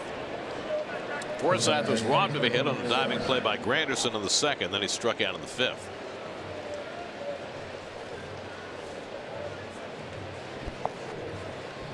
Granderson very shallow in right field. Yeah, looks like we're going to get a pitching change he's right gonna, here. Yep, he's going to have a chat. Jose Reyes is coming onto the field in a double switch. Sewald will come in, so Lugo is done after 5 2/3. A disappointing 6th for Lugo. It took a 3-0 lead into the inning and leaves with the game tied. Call to the bullpen brought to you by Verizon. Sewald on his way in. We'll be right back.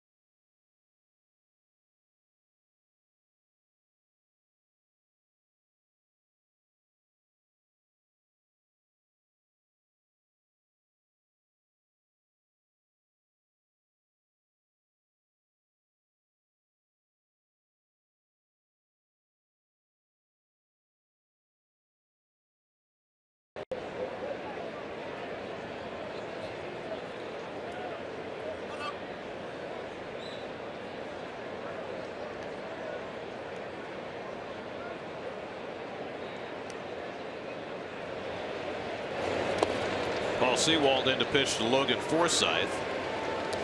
Neil Walker making his major league debut at first base. Moves over there. Jose Reyes comes into play second. He'll bat ninth, and Sewald hits fourth in the order. Well, Sewald hasn't pitched since that second game in Colorado. That game where the bullpen went 6 scoreless. He went 2 of them.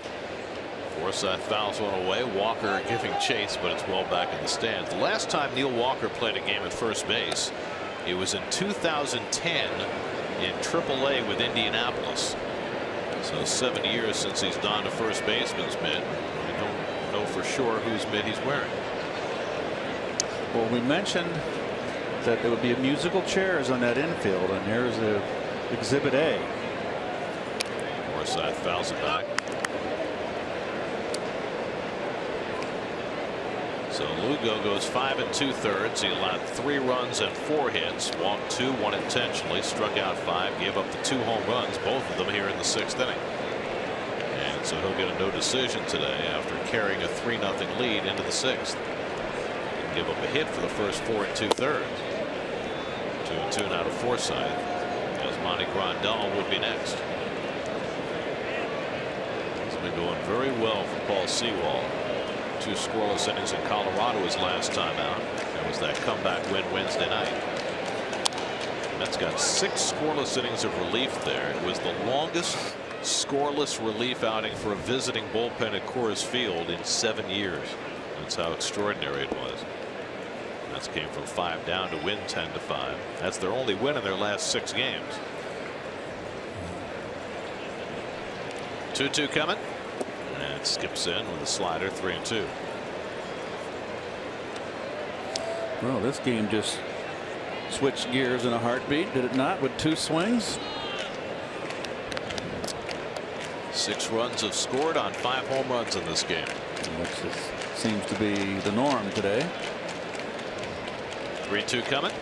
And it's outside. Ball 4. So Sewald comes in and walks his first man. Forsythe the board. And now Grandal, who had the first Dodger hit in the 5th inning, a double down the right field line. Let's check in with the studio. Gary Apple has a game break brought to you by your Tri-Honda dealers.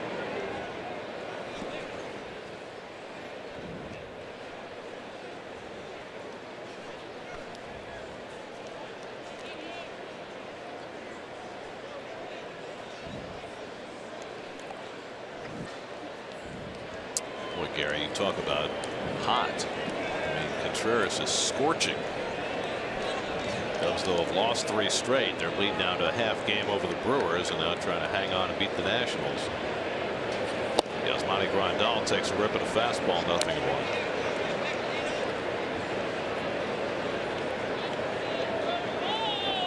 The Brewers got a big boost last night. They brought up Brandon Woodruff to make his big league debut, and he threw 6 scoreless innings to get the win to beat Tampa Bay. Brewers trying to hang around after leading that division most of the year. 0-2 to Grandal. And the Pirates and Cardinals still in it. We mentioned the Pirates made a couple of moves today. Picked up Sean Rodriguez and George Contos, trying to bolster their chances. Everybody keeps expecting the Cubs to pull away, and coming out of the break, they won 14 of 17. Looked like they might, but they've taken a step back this week. 0-2 from Sewald, and Grandal lifts one to left. Easy for Cespedes, right in his tracks. And that retires the side. But the Dodgers get even in the top of the 6th inning. Chris Taylor goes deep for the 2nd straight day, his 15th. And then the rookie Cody Bellinger adding to his Rookie of the Year season, his 31st, tied at 3.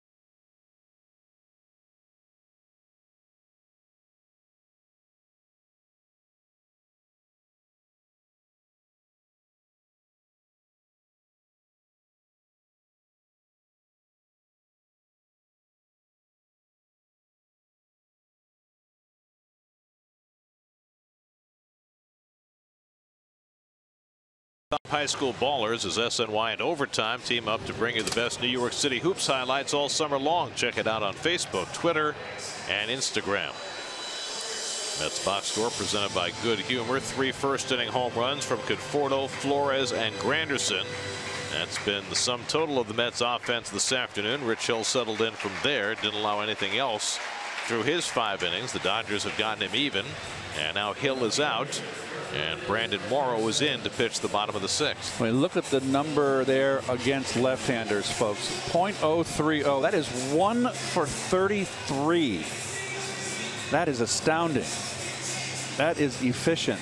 And his number, look at that. He's having a terrific year. Former starter in Seattle and Toronto. Throwing the fastball harder than he ever has in his career by several miles per hour. Curtis Granderson leads off and takes a strike. Curtis had a home run in the 1st inning, his 15th of the year. He walked and was caught stealing in the 3rd.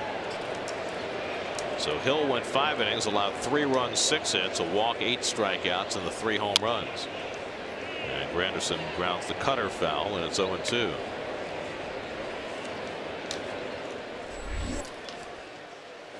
Neil Walker on deck, then Ahmed Rosario for the Mets in the home 6th.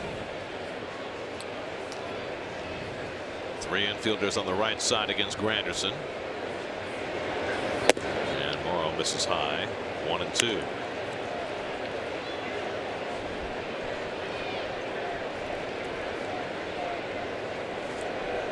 Morrow has walked 3 and struck out 30 in 23 2/3 innings. He is throwing that hard. fastball high. Yep, he's bringing it. I mean, his fastball velocity last year with the Padres was average 94.2. This year 97.7. That's a big jump.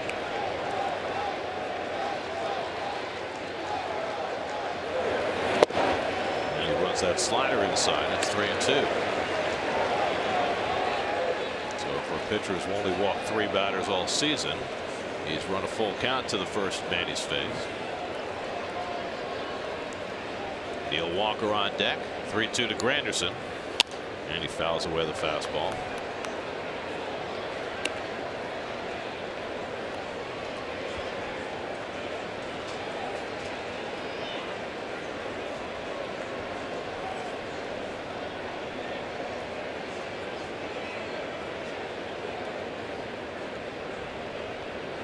Again, the 3-2. And Curtis takes ball 4, so he's on base for the 3rd straight time. And the Mets have the tie-breaking run aboard to start the bottom of the 6th. Remember early in the season when Curtis was not walking at all?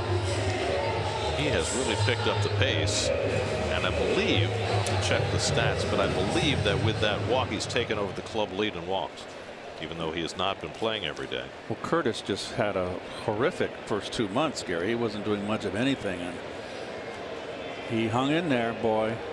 And he's got 50 walks now, 3 more than Conforto for the club lead. Here's Walker, is 1 for 2. And Neal pops one up. Forsythe onto the outfield grass. And that's the first out of the inning. New York Mets baseball on SNY is brought to you by Good Humor, the official ice cream of the New York Mets, by the NYU SPS Masters in Sports Business, and by MTA Bridges and Tunnels. Cashless tolling is here.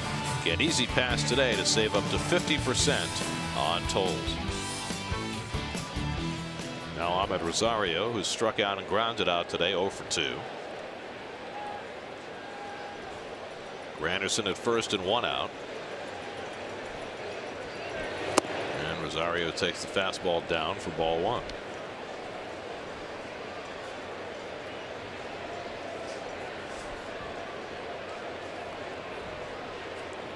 Fifth big league game for Ahmed Rosario at 21 years old. And his first in the shadows. Checks his swing and takes it high. 2-0. Morrow's a little wild upstairs with his fastball. He needs to get it down.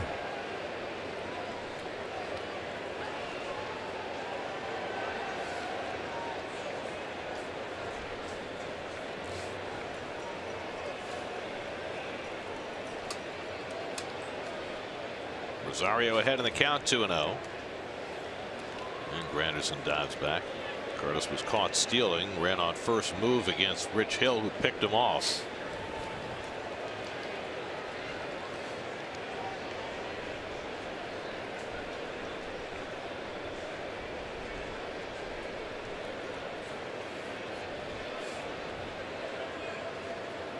And Rosario slashes one foul, 2-1.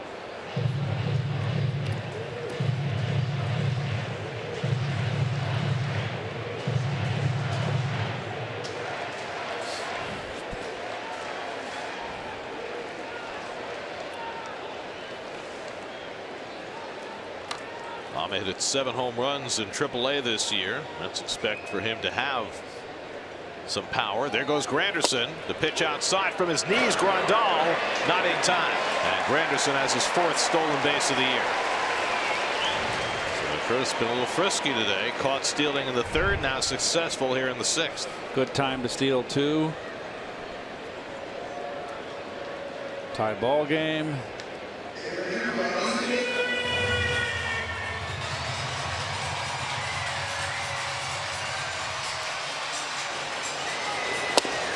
Throwing from the knees and a solid throw, but Curtis too good a jump.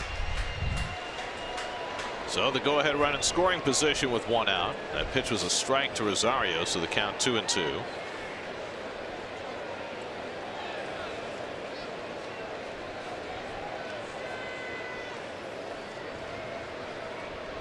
And Ahmed slaps one to the right side. Bellinger ranging wide. Morrow over to cover. Just in time to get Rosario. Morrow really had to get there fast. Bellinger with the long toss, and they just barely got the speedy Rosario for the 2nd out. Well, Bellinger again impressive. Even though it's a ground ball in the hole, a lot of guys don't get there. It's the pitcher's job to cover. There's no excuse. I don't care if you have Bob Hayes or Speedy Gonzalez running to first base. No runner should beat the pitcher to first base if he breaks off the mound.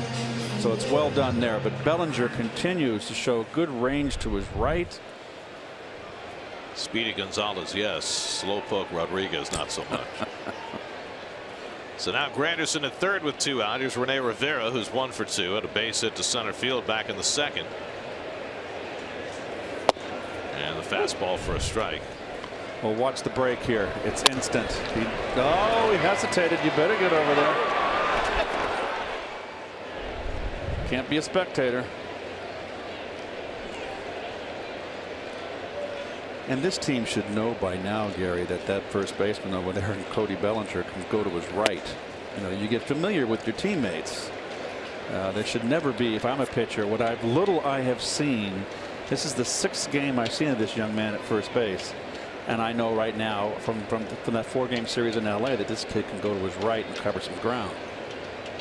Played some outfield earlier this year, and I guess the question is, when Adrian Gonzalez is healthy, what happens then? Here's the 1-1, and he throws it by Rivera, 1-2.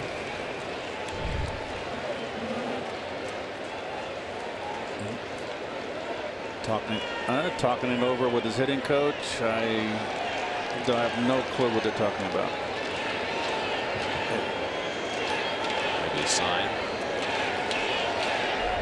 Someone's not happy.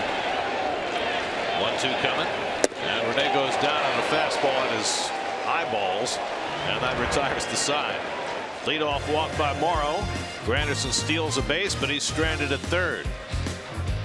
3-3 after 6.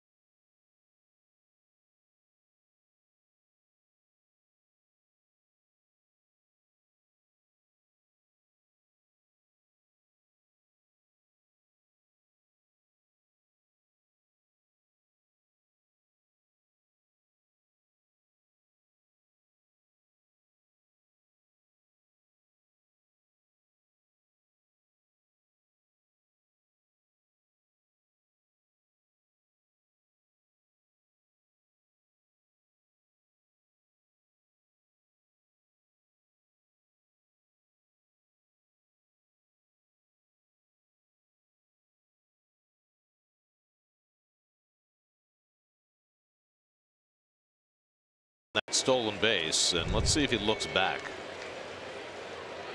And he does, and I got to believe that there was a hit and run on there. You saw the conversation.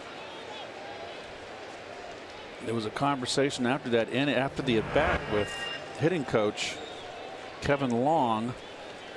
So there might have been a hit and run on there. I mean, if you're going to steal and it's a hit and run, usually the tip off is the runner looks back. So that would certainly make sense as to why Kevin was unhappy with Rosario. Yasiel Puig leading off, drives one to deep left. Cespedes looks up, and it's out of here. A home run for Yasiel Puig to put the Dodgers back in front. Puig homers for the second straight day, his 21st of the year. The Dodgers, for the 6th straight game against the Mets, hit 3 home runs, and the Dodgers lead 4-3. Unbelievable. 21 home runs in 6 games, at least 3 home runs in every one of them. Oh, just a flick of the wrist right there. Another fastball right down the pipe, and this one out in a hurry. The booing you hear is as Chase Utley comes to the plate as a pinch hitter. Utley, who was greeted rudely all night last night, had a 2-run homer for the Dodgers in their win. I've never seen anything like this, Keith. Neither have I. I mean, the Mets had never had a stretch against a single team of more than 3 games where they'd given up 3 or more home runs, and the Dodgers have now done it 6 straight games. Utley lifts one out to left center. Cespedes back. He has room on the warning track to grab it for the first down. Well, fastball, he's very quick and top hands this. Flick of the wrist. Very wristy. Very strong. Up in front of the plate. Look at him. Most hitters are deep in the box. He's up in front. Goofy. That's Turner Ward, I believe, his hitting coach. Well, every reason to celebrate. Homers in back-to-back games. He extends his career high to 21. And again, it's been a quiet Yasiel Puig, working at the bottom of the batting order and being very productive. He's got all the tools. Terrific arm, terrific defender. He can run. Big, strong. He's got to keep his head on his shoulders. Jerry Blevins up in the Mets bullpen with the left-hand hitting Corey Seager on deck. Chris Taylor homered his last time up. That was the first of the 3 Dodger homers. He flies this one out to left, and Cespedes has an easier time. And there are 2 out. Well, let's see what the ledger is up to now. 6 games, mind you. 6. That's a football score. 21 home runs. I mean, 10 home runs in 6 games is a lot. 21. It's ridiculous. If it was football, you're not that far back. Well, 2 scores. But that to be good scores. You might need a 2-point conversion with the field goal to get even. Here's Seager, who's 0 for 2 in a walk. And he takes a slider for a strike. It's just remarkable, Gary. You are absolutely correct. I have not seen a pummeling like this ever. I mean, the only thing I can compare it to was the series the Mets played at Tiger Stadium in 1997, first year of interleague play, and the Tigers hit 14 home runs in 3 games in that series. That was phenomenal. But this is extended now through all 6 games that these teams have played. And Seager goes down swinging to end the inning, but the Dodgers regain the lead on the Yasiel Puig home run. 7th inning stretch at Citi Field. Dodgers 4, Mets 3.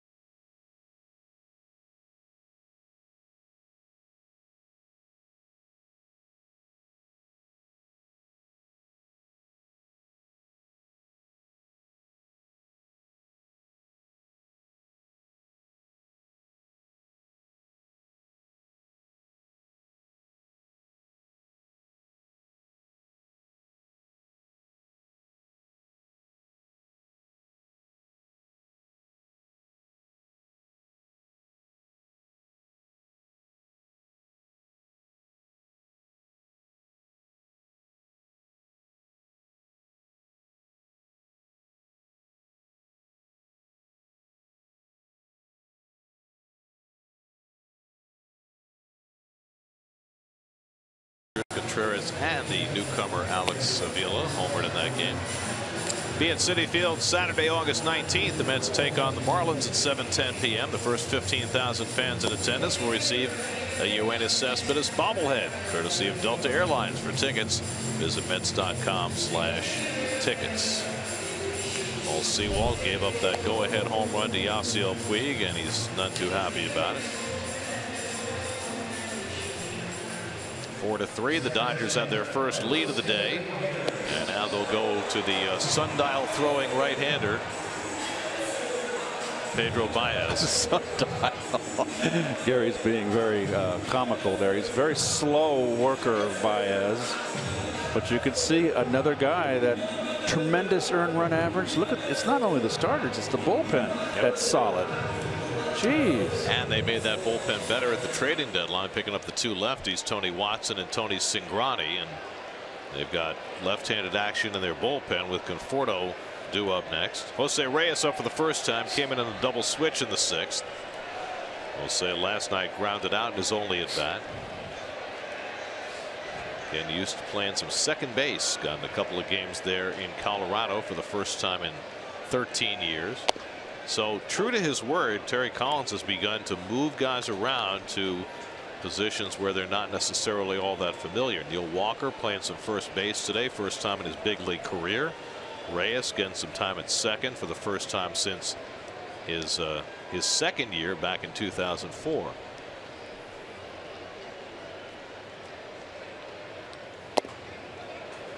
Baez throws a fastball by him, 0-2.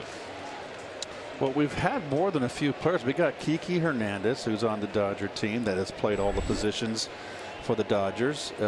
It does behoove a player such as on the Mets, Wilmer Flores, who can play all three infield positions, actually 4. It keeps you in the big leagues and also gives the manager a lot of maneuvering. And Baez goes upstairs to get Reyes on 3 pitches for the first down. Well, in some cases, some of this maneuvering is designed to try and enhance the trade value of Cabrera or Walker or even Reyes. I don't know, who's interested in those players, but if they are, the fact that they can play multiple positions makes them more attractive as we go through this waiver trading period. There wouldn't be all this going on if the Mets were in a dogfight for a wild card or a division. No.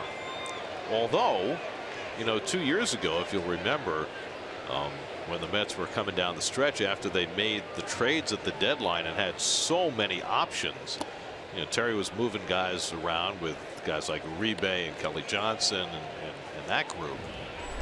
There's Tony Watson, the former Pirate, up in the Dodger bullpen. Conforto 1 for 3 today, led off the first inning with a home run, his 22nd of the year and his 5th leadoff home run.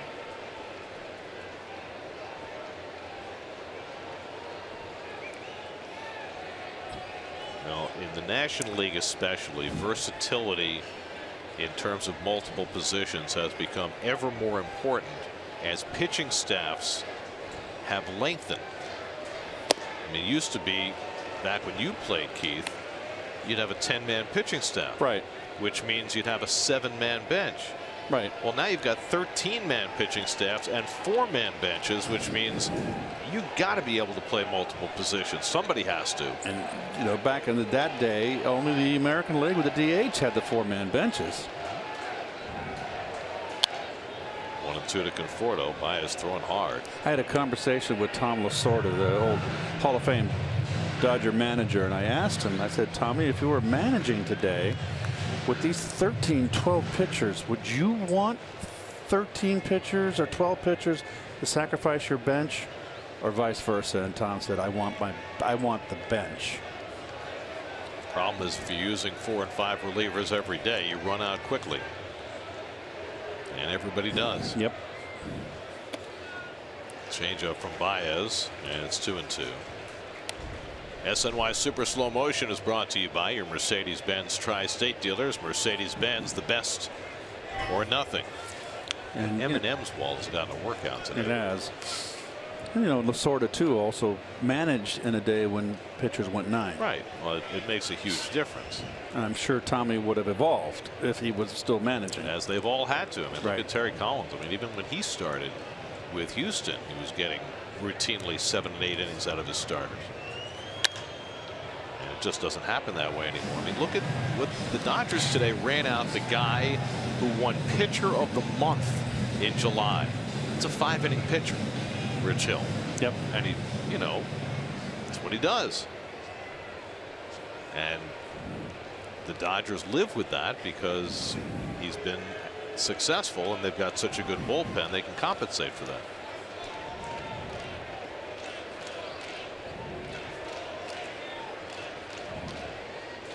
Two to Conforto, and it's popped up. Forsythe coming in,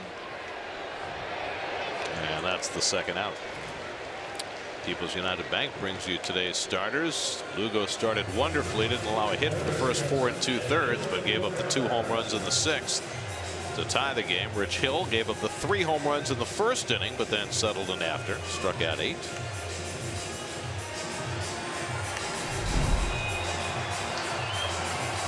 Here's Cabrera, turning around about left-handed for the first time today. He went 0 for 3 as a right-hand batter against Rich Hill. Flied out twice and grounded out. Cabrera, who had that magnificent road trip, hit .390 on the trip, has gone 0 for 7 so far since he's been home.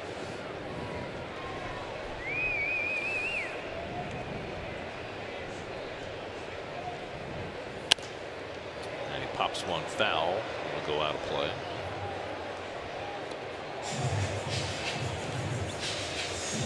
Well, the Dodgers had a streak broken on Wednesday, which was unprecedented in baseball history. From the middle of May until Wednesday, every game they had a lead, they won. 53 straight games in which they led at one point, they were able to win. Never happened before.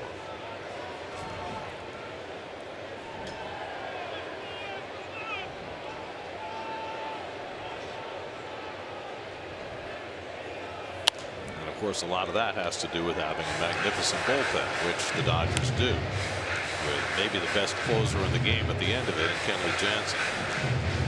The Dodgers in games decided by 1 or 2 runs are 32 and 17.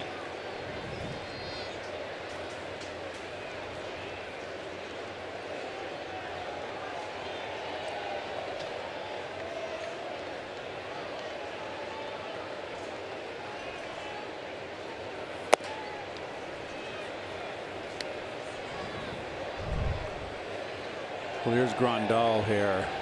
Wants it away. Give him a little swipe there. Oh, when he missed with it. So it's not that easy. Give him a little glare. Yes.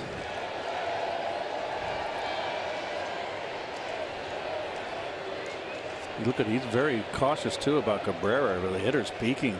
He's up there checking to make sure the hitters aren't peeking. That's line, but right at Forsythe to end the inning. 1, 2, 3 go the Mets against Pedro Baez after the Dodgers get the lead. We head to the 8th, 4-3 LA.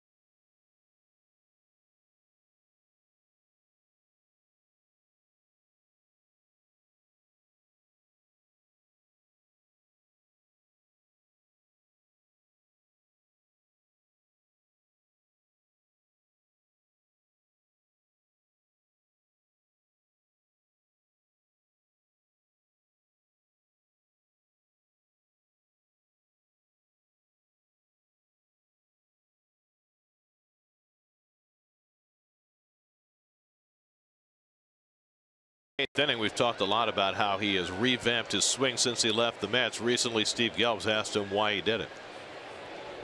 Well, I knew that what I was doing wasn't working.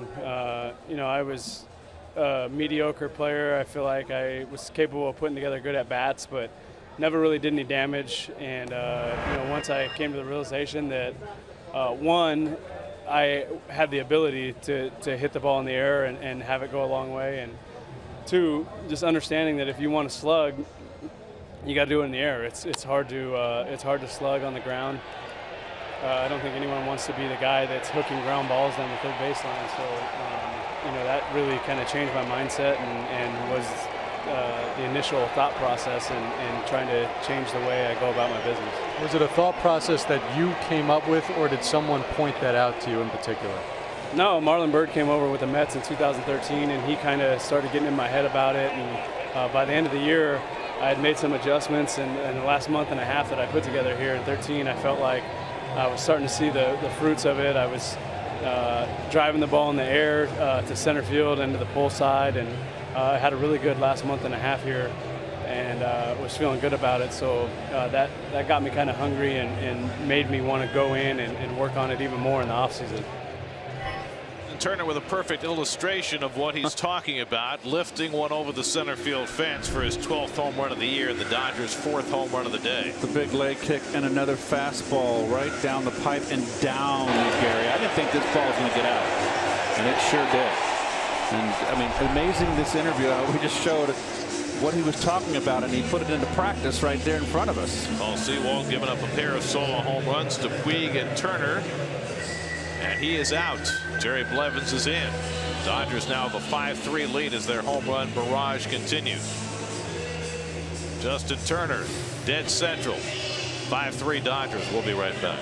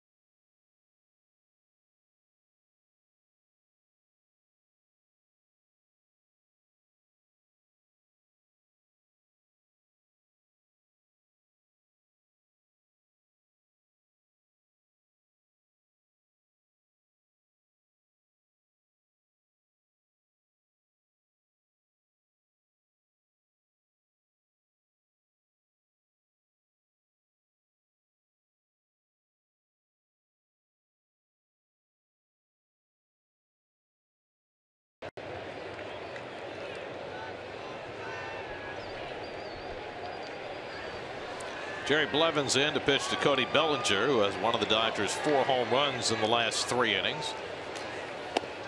His 2-run homer tied the game in the 6th, his 31st of the year, as Blevins comes in to try to get the lefties. And Bellinger hitting pretty much the same from left and right. 271 coming into the series, and against righties 262 against lefties. Look at that big ball by Blevins, 0-2. Folks, that is a rip right there. I mean, and then he stumbles across the plate. Look at this coming out of your shoes.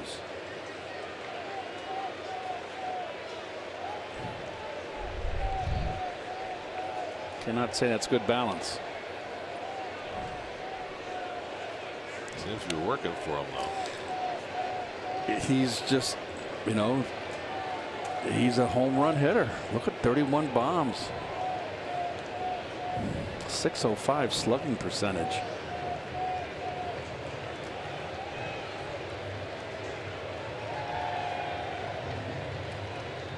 One-two from Blevins, and the curveball. Bellinger goes around, but it gets away from Rivera, and Bellinger will reach safely.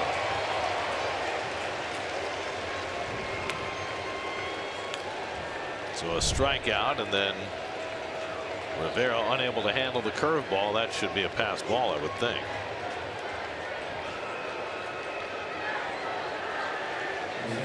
I would, yeah.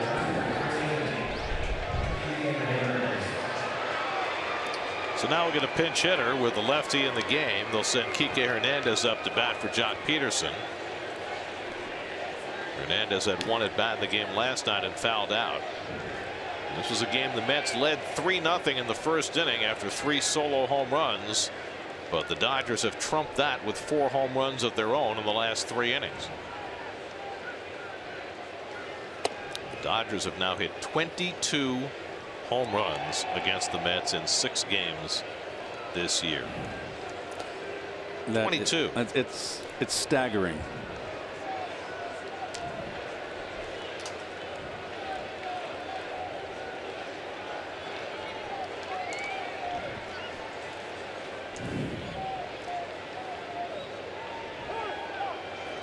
Well, I know we are in an era where the home run is ascendant, and I think you really got a good taste from Justin Turner of what we've been talking about the last couple of years, about hitters retooling their swings, more uppercuts, more balls hit in the air, but also more full cuts, more big swings.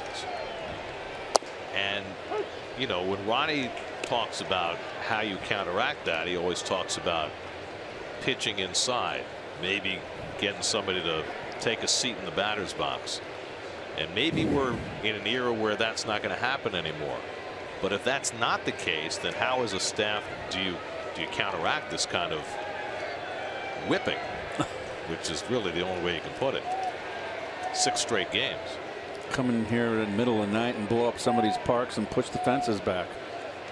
I mean, if you really look at the dimensions of this ballpark, Gary, if you look into left center field, you've got 358 behind Cespedes, which is an easy poke, and 370 in the gap in between Conforto and Cespedes.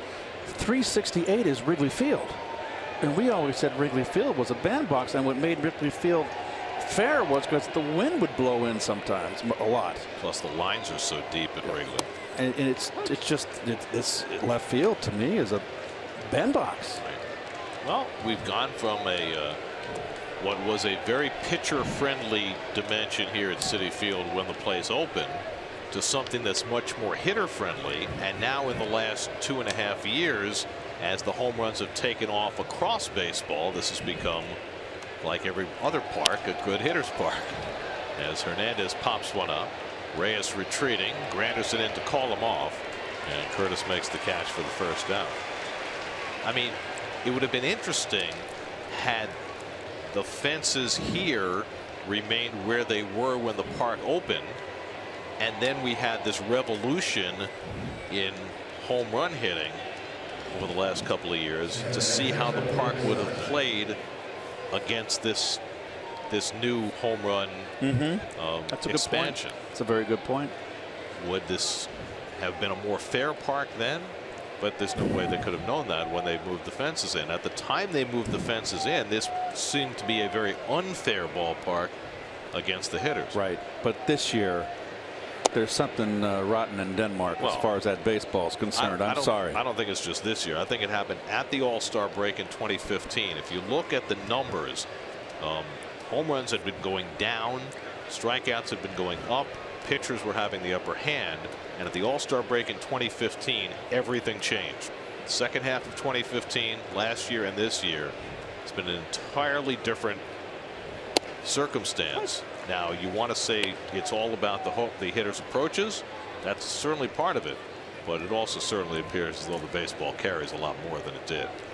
Gary, if I was playing today, I would be tempted to get a ball up, which I really tried to concentrate getting on top of. I would have been a little reluctant to continue that practice. Ball in the dirt. Bellinger takes off for second. Rivera's throw right on the money, and he got it. Beautiful throw, Rene Rivera, to gun down Bellinger, who wants the Dodgers to take a look at it. But the call was out at second base for the second out of the inning.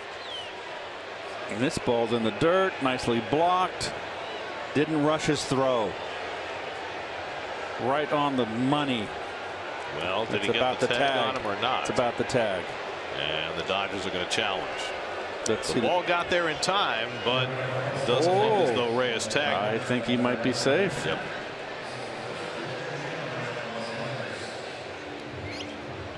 Well, there you get a good look at it.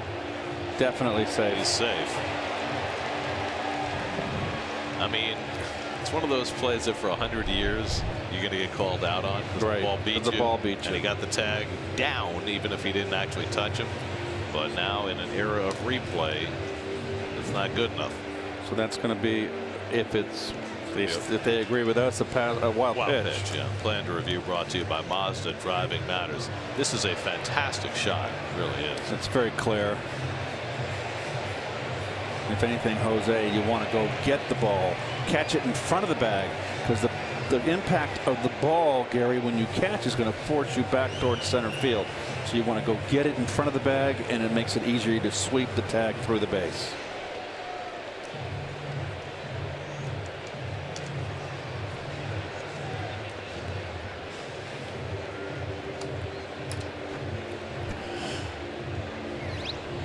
Waiting for the guys in Chelsea, Field and Culbreth's crew and Mike Everett's crew to make the call. As Jeff Kellogg and James Hoy, who made that call, wait for the decision, and here it comes. Yep, and they do overturn it. So Bellinger is safe on the wild pitch.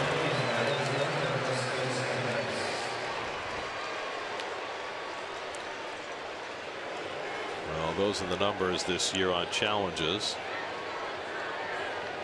Managers are only getting 50% overturned, and I'm always stunned by that. I figure you've got a replay coordinator who's got all the views before you make a challenge. You should be successful 80% of the time, not 50. That's really still shocking to me.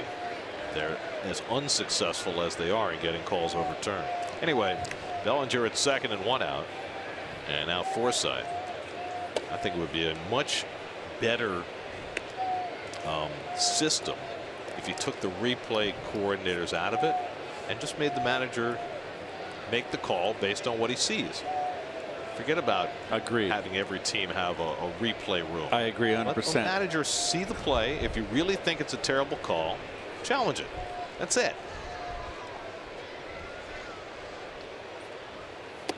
Inside, and Forsythe is on with a walk, and so the Dodgers have 2 men on. And this game's starting to get away from the Mets. Game they once led 3-0. Drive around the majors presented by Cadillac. That's the one game that's been completed today. Bryce Harper hit his 28th, but not enough. The new Cub Alex Avila hit a 2-run homer. He was catching today. Wilson Contreras was playing left field. He also homered. Fernando Salas getting up in the Mets bullpen as Dan Warthen visits Blevins at the mound.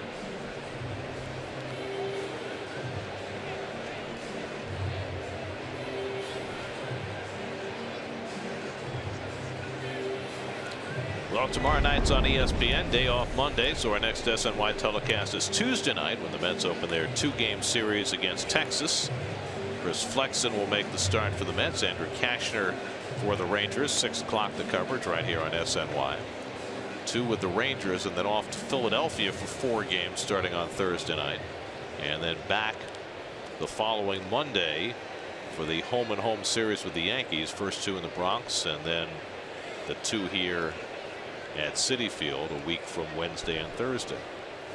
And the only other, after the Yankees, the only other interleague play is Houston, correct? Right, to get Texas, the Yankees, and Houston. In Houston against a very good ball club. Well, that goes without saying. The Astros at 70-39 coming into the day. Second best record in baseball behind the Dodgers. Grandal batting right-handed for the first time today. He's 1 for 3. He had the first Dodger hit. Remember, they didn't have a hit for the first 4 2/3 against Seth Lugo. But they now have 6 hits, and 4 of the 6 have left the ballpark. And Blevins throws a changeup and gets it over. 1-1. Don't see too many of those from Jerry.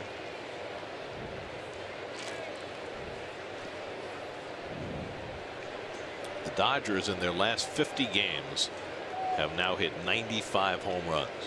That's why part of the reason why they have a chance to go 43-7 in those 50 games.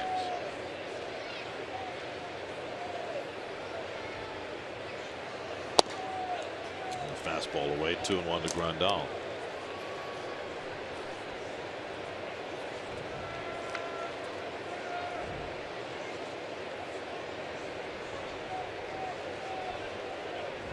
Bellinger at second, Forsythe at first with one out. A run home in this 8th inning on the Justin Turner home run.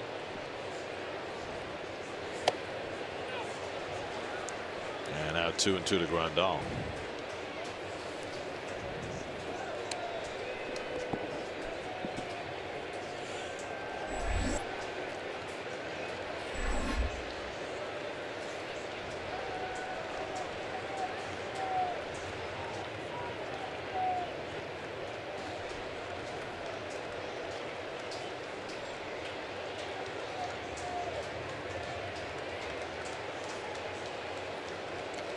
A lot of shakeoffs here. Doesn't throw that many pitches. No. I mean, Grandal finally just said, okay, I got to step out.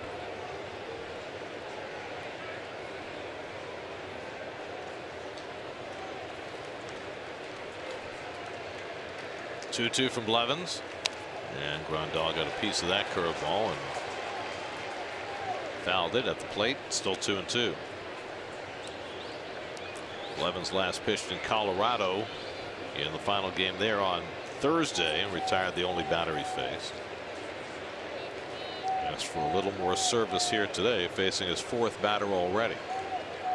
You got Puig on deck, so it's probably his last man with right-hander Salas up in the bullpen.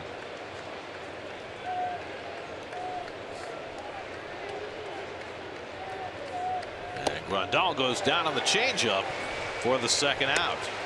Second strikeout for Blevins. The first one resulted in a base runner, not this one. The rarely used changeup by Blevins. Out in front. Let's answer our Verizon trivia question. Only player to hit 40 more home runs in his rookie season. That was Big Mac. Set the record in 1987 with 49. Well, that's going to be all for Blevins. Brandon Nimmo will come in a double switch. Fernando Salas will join him. 5-3 Dodgers in the 8th. We'll be right back.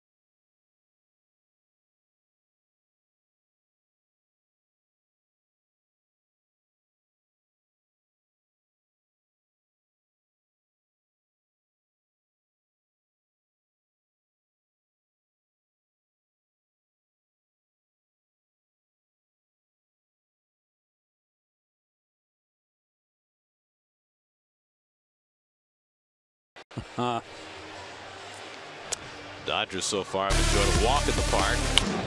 Last night Chris Taylor set the tone with a leadoff home run. Puig and Utley followed him in the home run parade. Today was Taylor again, and Bellinger, and Puig again, and Justin Turner all going deep. 7 home runs in this series, 22 in the 6 games against the Mets this year. Who's counting? We are. We got all the numbers. Brandon Nimmo comes in to play center field. He'll hit in the 4 spot where the pitcher had been as Conforto comes out, and Fernando Salas will hit in the number 1 spot. Well, Salas has had a couple good outings in a row. Against the Rockies, he got a clean inning. Gave up an unearned run in the last game in Seattle. Here's Puig, who's homered twice in this series already. Bats with 2 out and 2 on the top of the 8th, with the Dodgers up by 2, and it's outside from Salas.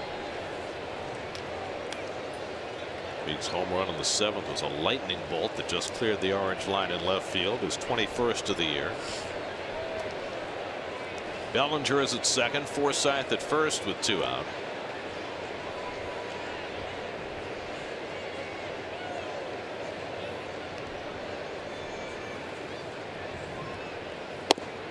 And that's on the corner. 1-1. Seth Lugo went the first 5 2/3, allowed the first 2 Dodger home runs, 3 runs, 4 hits. And then Paul Sewald allowed the next 2 home runs, an inning and a third, 2 runs, 2 hits. Jerry Blevins 2/3 of an inning, a walk and 2 strikeouts. And Puig lifts one to right. Granderson waiting for it. And that retires the side. But the Dodgers had a run on the Turner home run. We go to the bottom of the 8th. Mets down 5-3.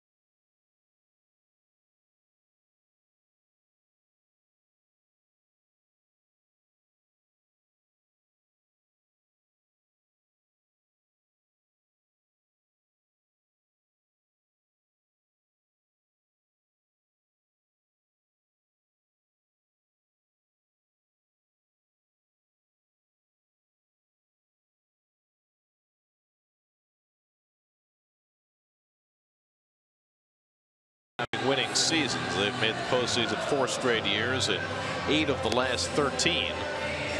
But they have not reached a World Series since they won it in 1988 when they beat the A's. Kike Hernandez stays in the game in center field after pinch hitting. As we go to the bottom of the 8th, Pedro Baez worked a 1-2-3-7, and he will start the 8th inning as well, and they'll keep the lefty busy in the bullpen.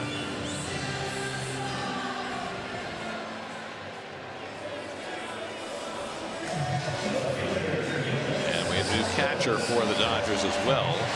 Austin Barnes has taken over behind the plate from Yasmani Grandal. It's been interesting the last 2 nights watching Dave Roberts give some of his bench players time where he really hasn't had to, but just trying to keep everybody involved. Well, he's left himself with one player on his bench now in a 2-run ball game. Well, by the same token, Terry Collins just double switched Michael Conforto out of the game, which I found a bit odd. Yeah. Here's Cespedes, who's 1 for 3. I guess Terry's figuring is this: if Conforto's spot comes up where the pitcher is, he's got Jay Bruce, and that's who he'll use in that spot. He's got no other anybody else he could take out. Well, he could have taken out Cabrera, put Bruce at first, and moved some people around. That's about all he could have done in order to flip the batting order. But it's a little odd to take your best hitter out of the game. I am inclined to agree. But again, I think his figuring is he still has Bruce to hit in that spot, who is, the next best thing. Cespedes 1 for 3, hit a bank shot off the leg of Rich Hill for an infield hit in the 5th. Now facing Pedro Baez and takes the slider outside, 2-1. Brandon Nimmo is on deck. He came in on the double switch in the last half inning, and Curtis Granderson behind him. They've got Tony Watson up in the bullpen ready to go with the left-hand hitters to follow. So this is probably Baez's last man. And Cespedes fouls off the fastball, 2-2. Rich Hill went 5, allowed 3 runs, 6 hits, struck out 8. Brandon Morrow worked the 6th, and he's pitcher of record on the long side. Worked around a leadoff walk. It's haven't had a hit since Cespedes' infield hit in the 5th. Cespedes is just not squaring it up. He's a little bit late. And this has been prolonged, Gare. They got to hold a couple of balls in Colorado, but there's been no consistency.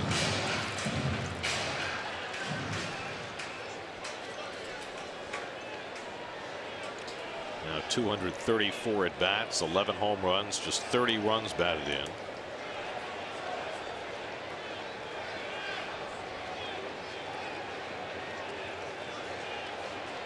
Two coming, and he lifts one along the right field line, slicing toward the crowd, and out of play. What Yoenis needs here is a swing worthy of that number 52 that's around everybody's neck today.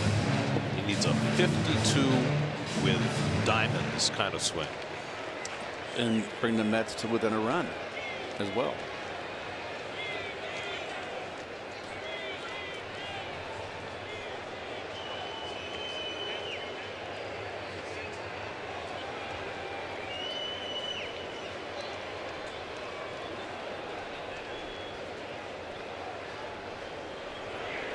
Seventh pitch of the at bat coming from Baez.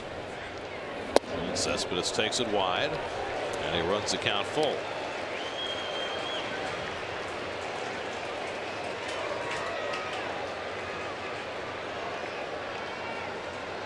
Baez likes to do sightseeing between pitches.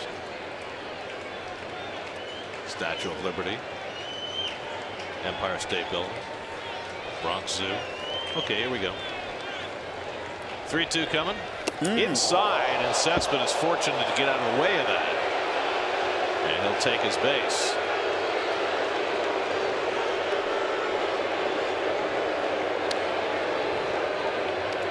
And the Mets will get the tying run to the plate in the 8th inning. Well, not intentional. A 2-run ball game. The last thing Baez wants to do here is allow a free pass. We've seen some wild 3-2 pitches the last few days, haven't we? Yes, we have. That's it for Baez. They'll go to the lefty, Tony Watson, with Nimmo and Granderson coming up. 5-3 in the 8th. We'll be right back.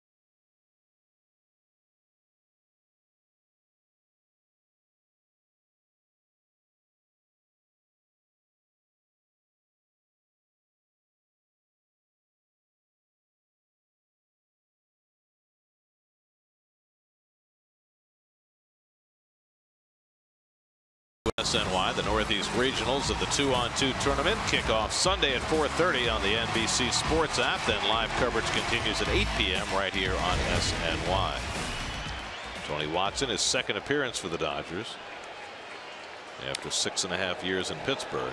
One of the top left-handers. This is his second appearance for the Dodgers. Brandon Nimmo up for the first time. Nimmo came out with a double switch in the last inning. Appeared as a pinch hitter last night and grounded out. He's the tying run at the plate with Cespedes at first and nobody out. Mets down 5-3 in the 8th. Watson was not having his best year in Pittsburgh before the trade. 57 hits in 47 innings with the Pirates. His whip was over 1.5, by far the highest of his career. Yeah, but nothing better for a veteran pitcher who's always been a quality lefty to get traded into a contending team, a team ahead. Throws that slider by Nimmo, 1-2. Pretty good one right there, Gary. That was as good as it gets. Tony Cingrani from Cincinnati, Tony Watson from Pittsburgh. A couple of left-handed Tonys to shore up that Dodger bullpen. Tonys coming to play near Broadway. 2-2 to Nimmo.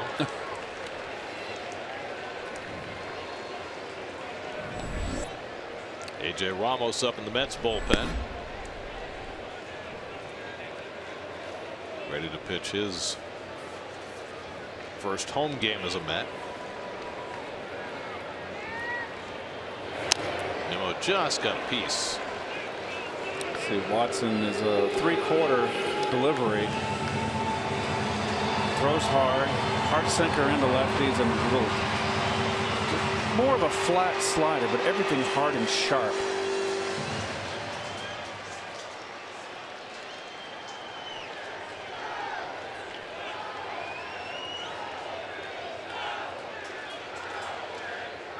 Two coming, and Nimmo slashes one foul. 95 from Watson.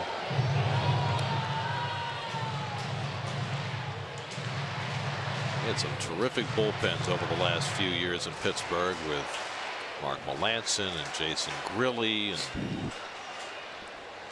Watson and Jared Hughes. They were a big piece for the Pirates in several postseason runs. Slider off the plate. Nimmo, as is his wont, works the deep count. He has had some quality at bats coming off the bench for a young player. He certainly has, and shown a lot of poise for a youngster. Not a lot of major league experience.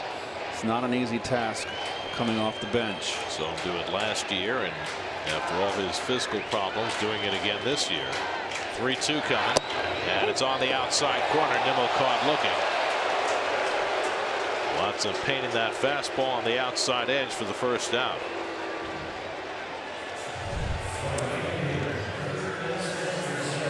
Too close to take, and you can't moan about that one. And Nimmo didn't. He certainly walked right back to the bench. Pretty good pitch right there. So 1 out and 1 on. Now Granderson has been on base 3 times today. A home run, 2 walks, a stolen base. 0 for 3 in his career against Tony Watson. Tying run at the plate in a 5-3 game. And Curtis takes a slider for a strike.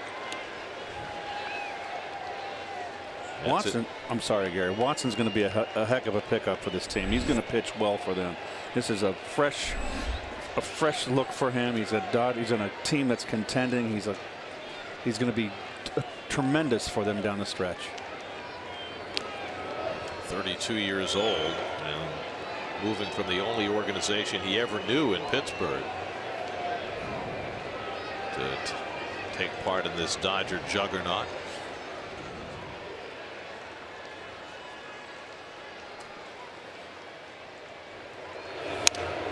Anderson fouls it away, and it's 0-2.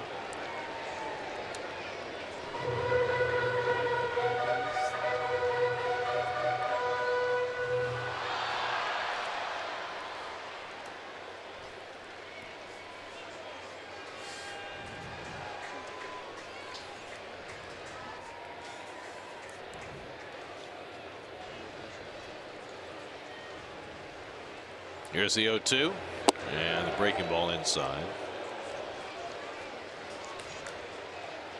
Well, there are the numbers for those two lefties against two of the better left-hand hitters they might face in the postseason. And there you go. Your general manager said they were very specific about what they acquired. They're looking ahead already. They got a big lead, two big bats for the two teams. They're gonna have to get by. And Granderson down on the slider, so back-to-back strikeouts for Watson. He gets the two left-hand hitters out. He looks sharp. And now he'll face his longtime Pirate teammate Neil Walker.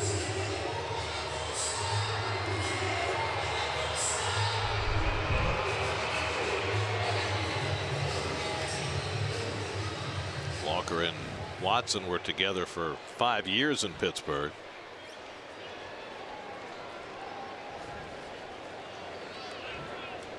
Tying run at the plate, and Walker takes a fastball strike.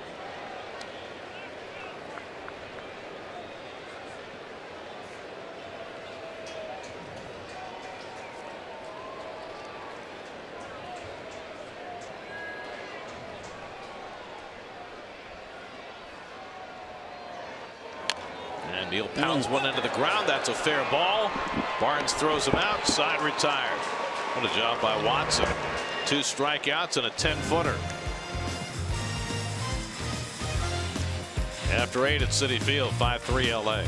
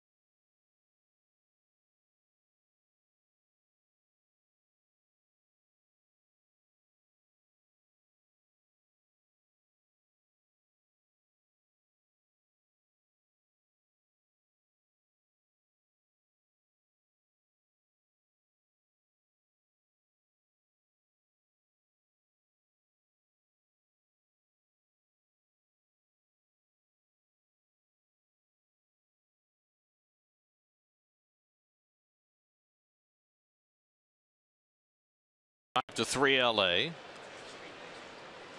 and Dave Roberts will go to the last man on his bench, Kyle Farmer, to lead off as a pinch hitter against Fernando Salas, who got the last out in the 8th. Farmer just got to the big leagues last week. His first at bat in the major leagues was last Sunday night against the Giants. He came up in the 11th inning and hit a double for a game-winning hit in his first big league at bat. Talk about breaking in with a bang. That to date is his only big league hit. He's 1 for 3, and he takes a strike from Salas. 1-1. And there is Kenley Jansen getting ready for the save opportunity in the bottom of the 9th. He has been virtually automatic this year with that devastating cutter. And Farmer takes a fastball for a strike, and it's 1-2. Chris Taylor on deck, then Corey Seager for the Dodgers in the 9th against Salas. Mets got all 3 of their runs in the first inning on 3 solo home runs. They've been stymied ever since. The Dodgers have hit 4 home runs to trump them. Fouled away, and it's 1-2. SNY's Super Slow Motion is brought to you by your Mercedes-Benz Tri-State dealers. Mercedes-Benz, the best or nothing.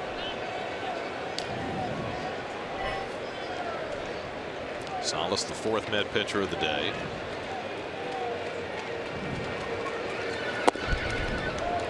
Farmer takes long away, 2-2. Now Farmer, part of the Dodgers University of Georgia connection. Alex Wood, Josh Fields, Kyle Farmer, all Georgia Bulldogs.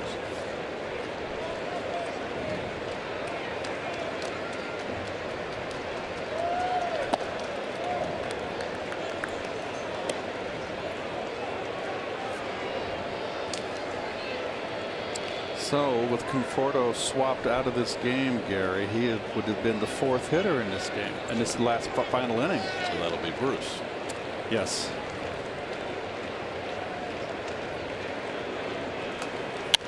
Well, you know Dave Roberts has faith in Kenley Jansen, because otherwise he wouldn't clear his bench in the 9th inning. I was just looking down and going, with a 2-run game, I've never seen a manager empty a bench. Unless he had to fight his way back to do it. Jeez, that's very confident. Line the other way, and that'll drop in for a base hit. So Kyle Farmer has his 2nd major league hit. Not quite as dramatic as the first one. Let's check in with the studio, see what's coming up on WB Mason Post Game Live. Gary Apple, Nelson Figueroa, guys.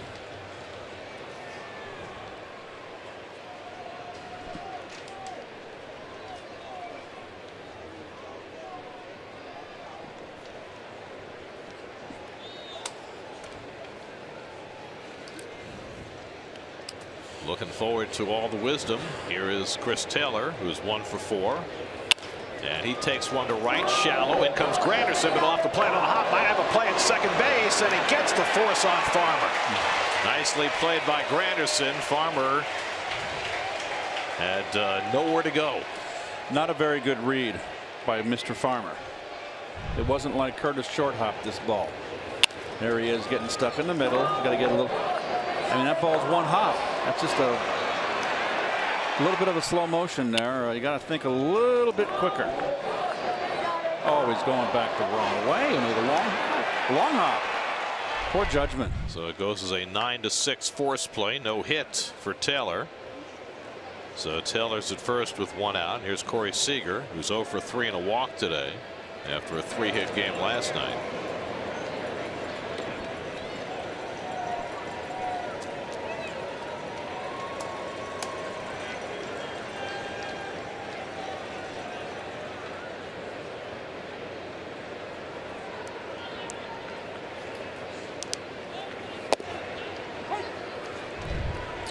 Well, we can see it, both guys now. Granderson in the back. And it's a long hop, and he's running back to first. Oh, boy. I'm not going to beat him up on that anymore. It's a rookie. Yep. And he's a catcher. Yeah, I'm not going to take him to the woodshed on that one. 1-1 to Seager. I wonder, when he was stopped between first and second, if he hadn't taken the step back to first, would he have had a chance? Still would have been out. Yeah. It's just, you got to read that a little quicker, that the ball was going to drop. It was dropped 10 feet in front of Curtis. So next, change up down to Seager, 2-1.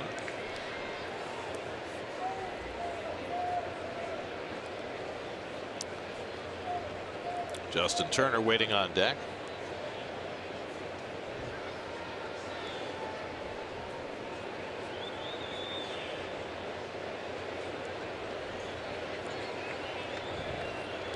Taylor's got 13 stolen bases, so Salas has to keep an eye on him.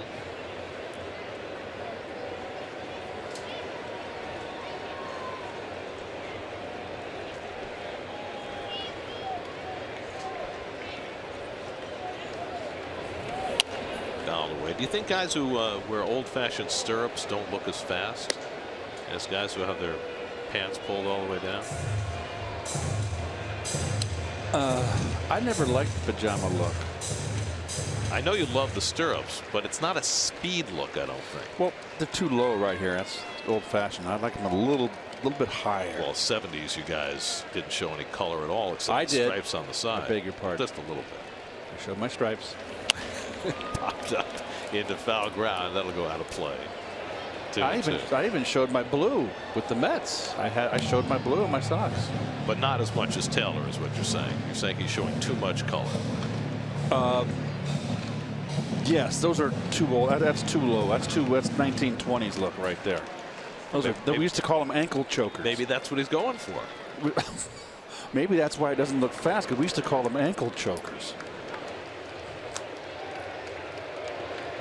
So you're saying if you show more white with the higher stirrups, then you look faster. What you used to do was to get the white elastic band that's around the same width as the stirrup, and you'd have moms sew them on, clip the bottom that's under your foot, and then put the elastic band and sew them on the both ends of the stirrup, and so you have some pull, and dye them the blue.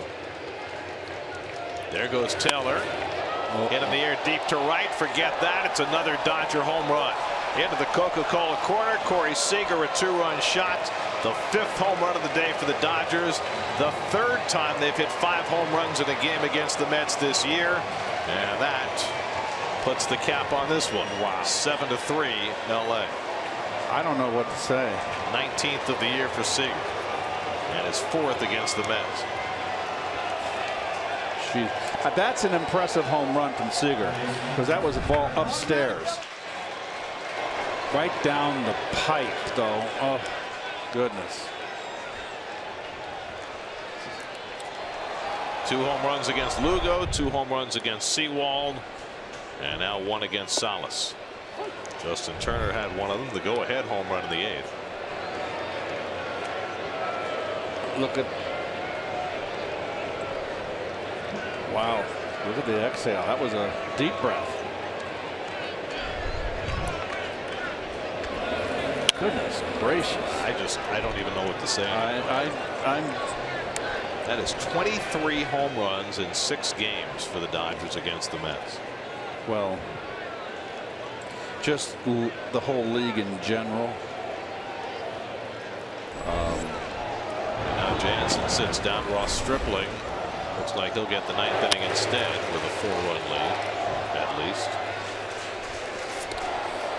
I mean, I always run into the commissioner down in Juno Beach at the Reef Grill over the winter. I'm going to have to talk to him. Well, I think the powers that be in Major League Baseball don't think there's anything wrong with this. Maybe they're right. Turner hits one out to right. Granderson back onto the track, and he runs it down. That ball just kept on carrying, but Granderson stayed with it for a long second out. See, that's the kind of fly ball that gets your attention, because that's a routine fly ball that just kept on going to the opposite field. It's the opposite field home runs by, not the big guys. I mean, Turner is. Would you call Turner a power hitter? Well, a dead central. He's become one, but again, part of it is approach. But then you see a ball like that is a routine fly ball that just keeps going, and that's when you start to suspect that the baseball has some kind of extra carry. Cody Bellinger hit a 2-run homer to tie this game in the 6th. Mets were up 3-0 after their 3 first-inning home runs. But 5 Dodger long balls have turned the tables.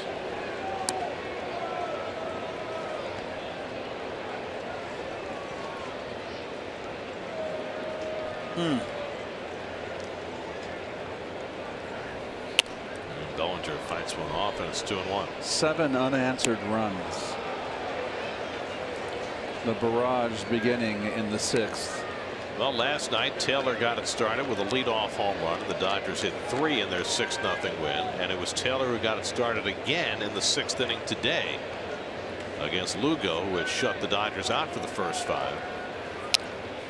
And then Bellinger, Puig, Turner, and now Seager.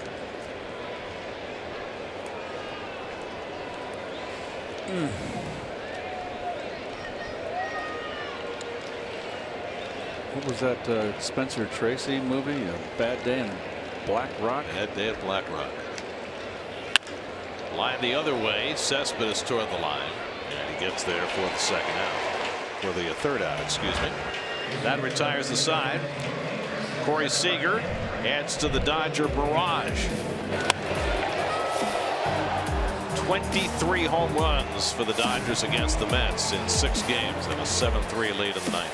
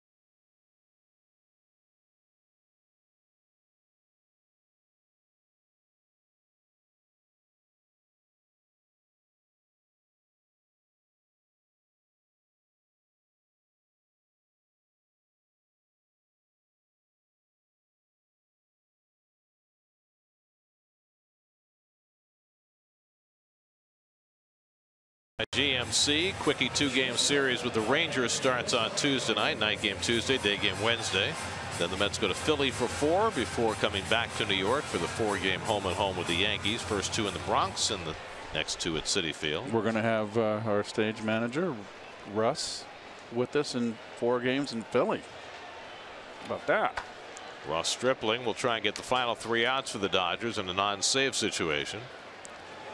Stripling, who's been the long man out of the pen for the Dodgers, faces Ahmed Rosario, who is in danger of his first 0-for in the big leagues. He's gone 0-for 3 today after getting at least a hit in the first 4 games of his career. Rosario, then Rivera and Reyes for the Mets in the ninth, and Stripling quickly ahead 0-2.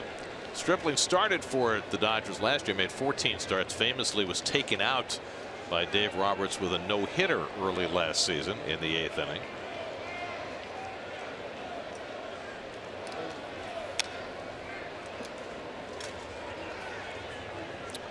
Rich Hill started for LA, went 5, allowed 3 runs, 6 hits. Brandon Morrow worked a scoreless 6, and he's pitcher of record on the long side.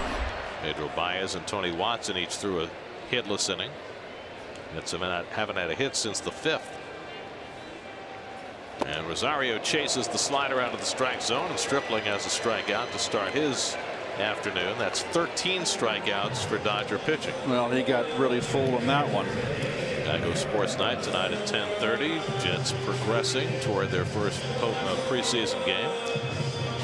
Complete coverage from Citi Field, I guess that means, of this game and all the other games. Geico Sports Night, 10:30 tonight.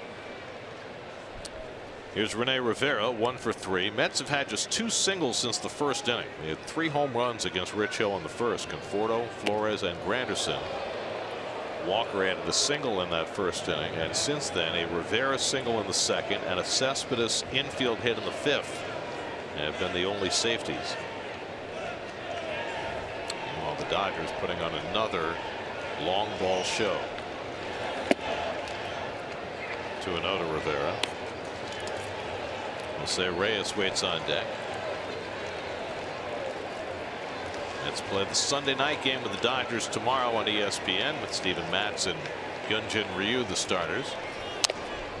Fouled off Barnes and back.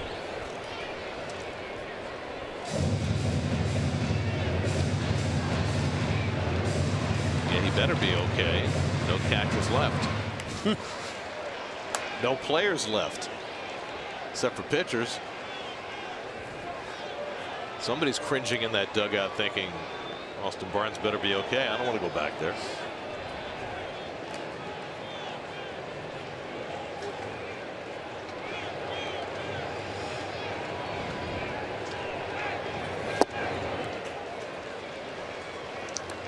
Two and two to Rivera.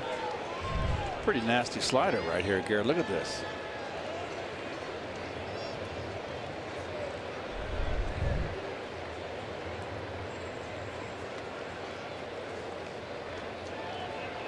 Two coming in the air, deep left field, headed toward the wall, and that ball is out of here. Rene Rivera shortens the Dodger lead with his 7th home run of the year and the Mets' 4th home run of the day. 9 home runs in this game. It's now 7-4 LA.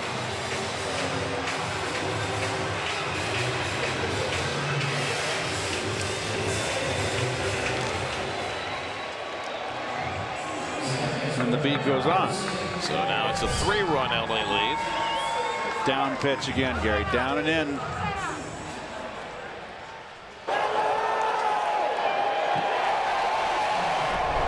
So Rene buried that one. And now Reyes fouls one back. Second turn at bat for Reyes, who struck out in the 7th inning after coming on in a double switch.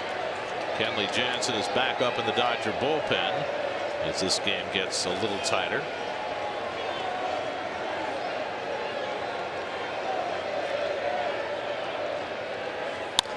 Slowly hit. Forsythe charges and gets Reyes for the 2nd out. And so the Mets are down to their final out of the afternoon. And Travis d'Arnaud will bat for the pitcher.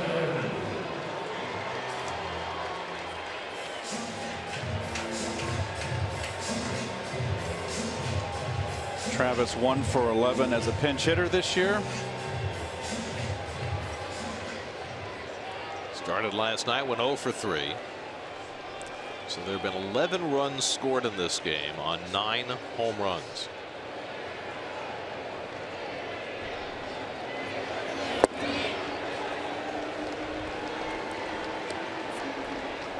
Dodgers got a couple with a man on. The Mets have hit 4 solo shots. And the Dodgers on the brink of beating the Mets for an 8th straight time.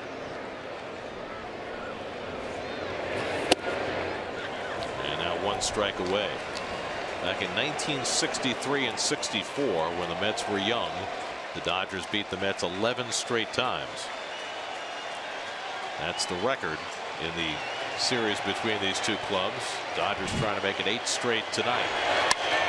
d'Arnaud lines one to right. Puig is there, and the Dodgers have beaten the Mets yet again. 5 more LA home runs, 23 of them in 6 games against the Mets this year, and the Dodgers have won them all.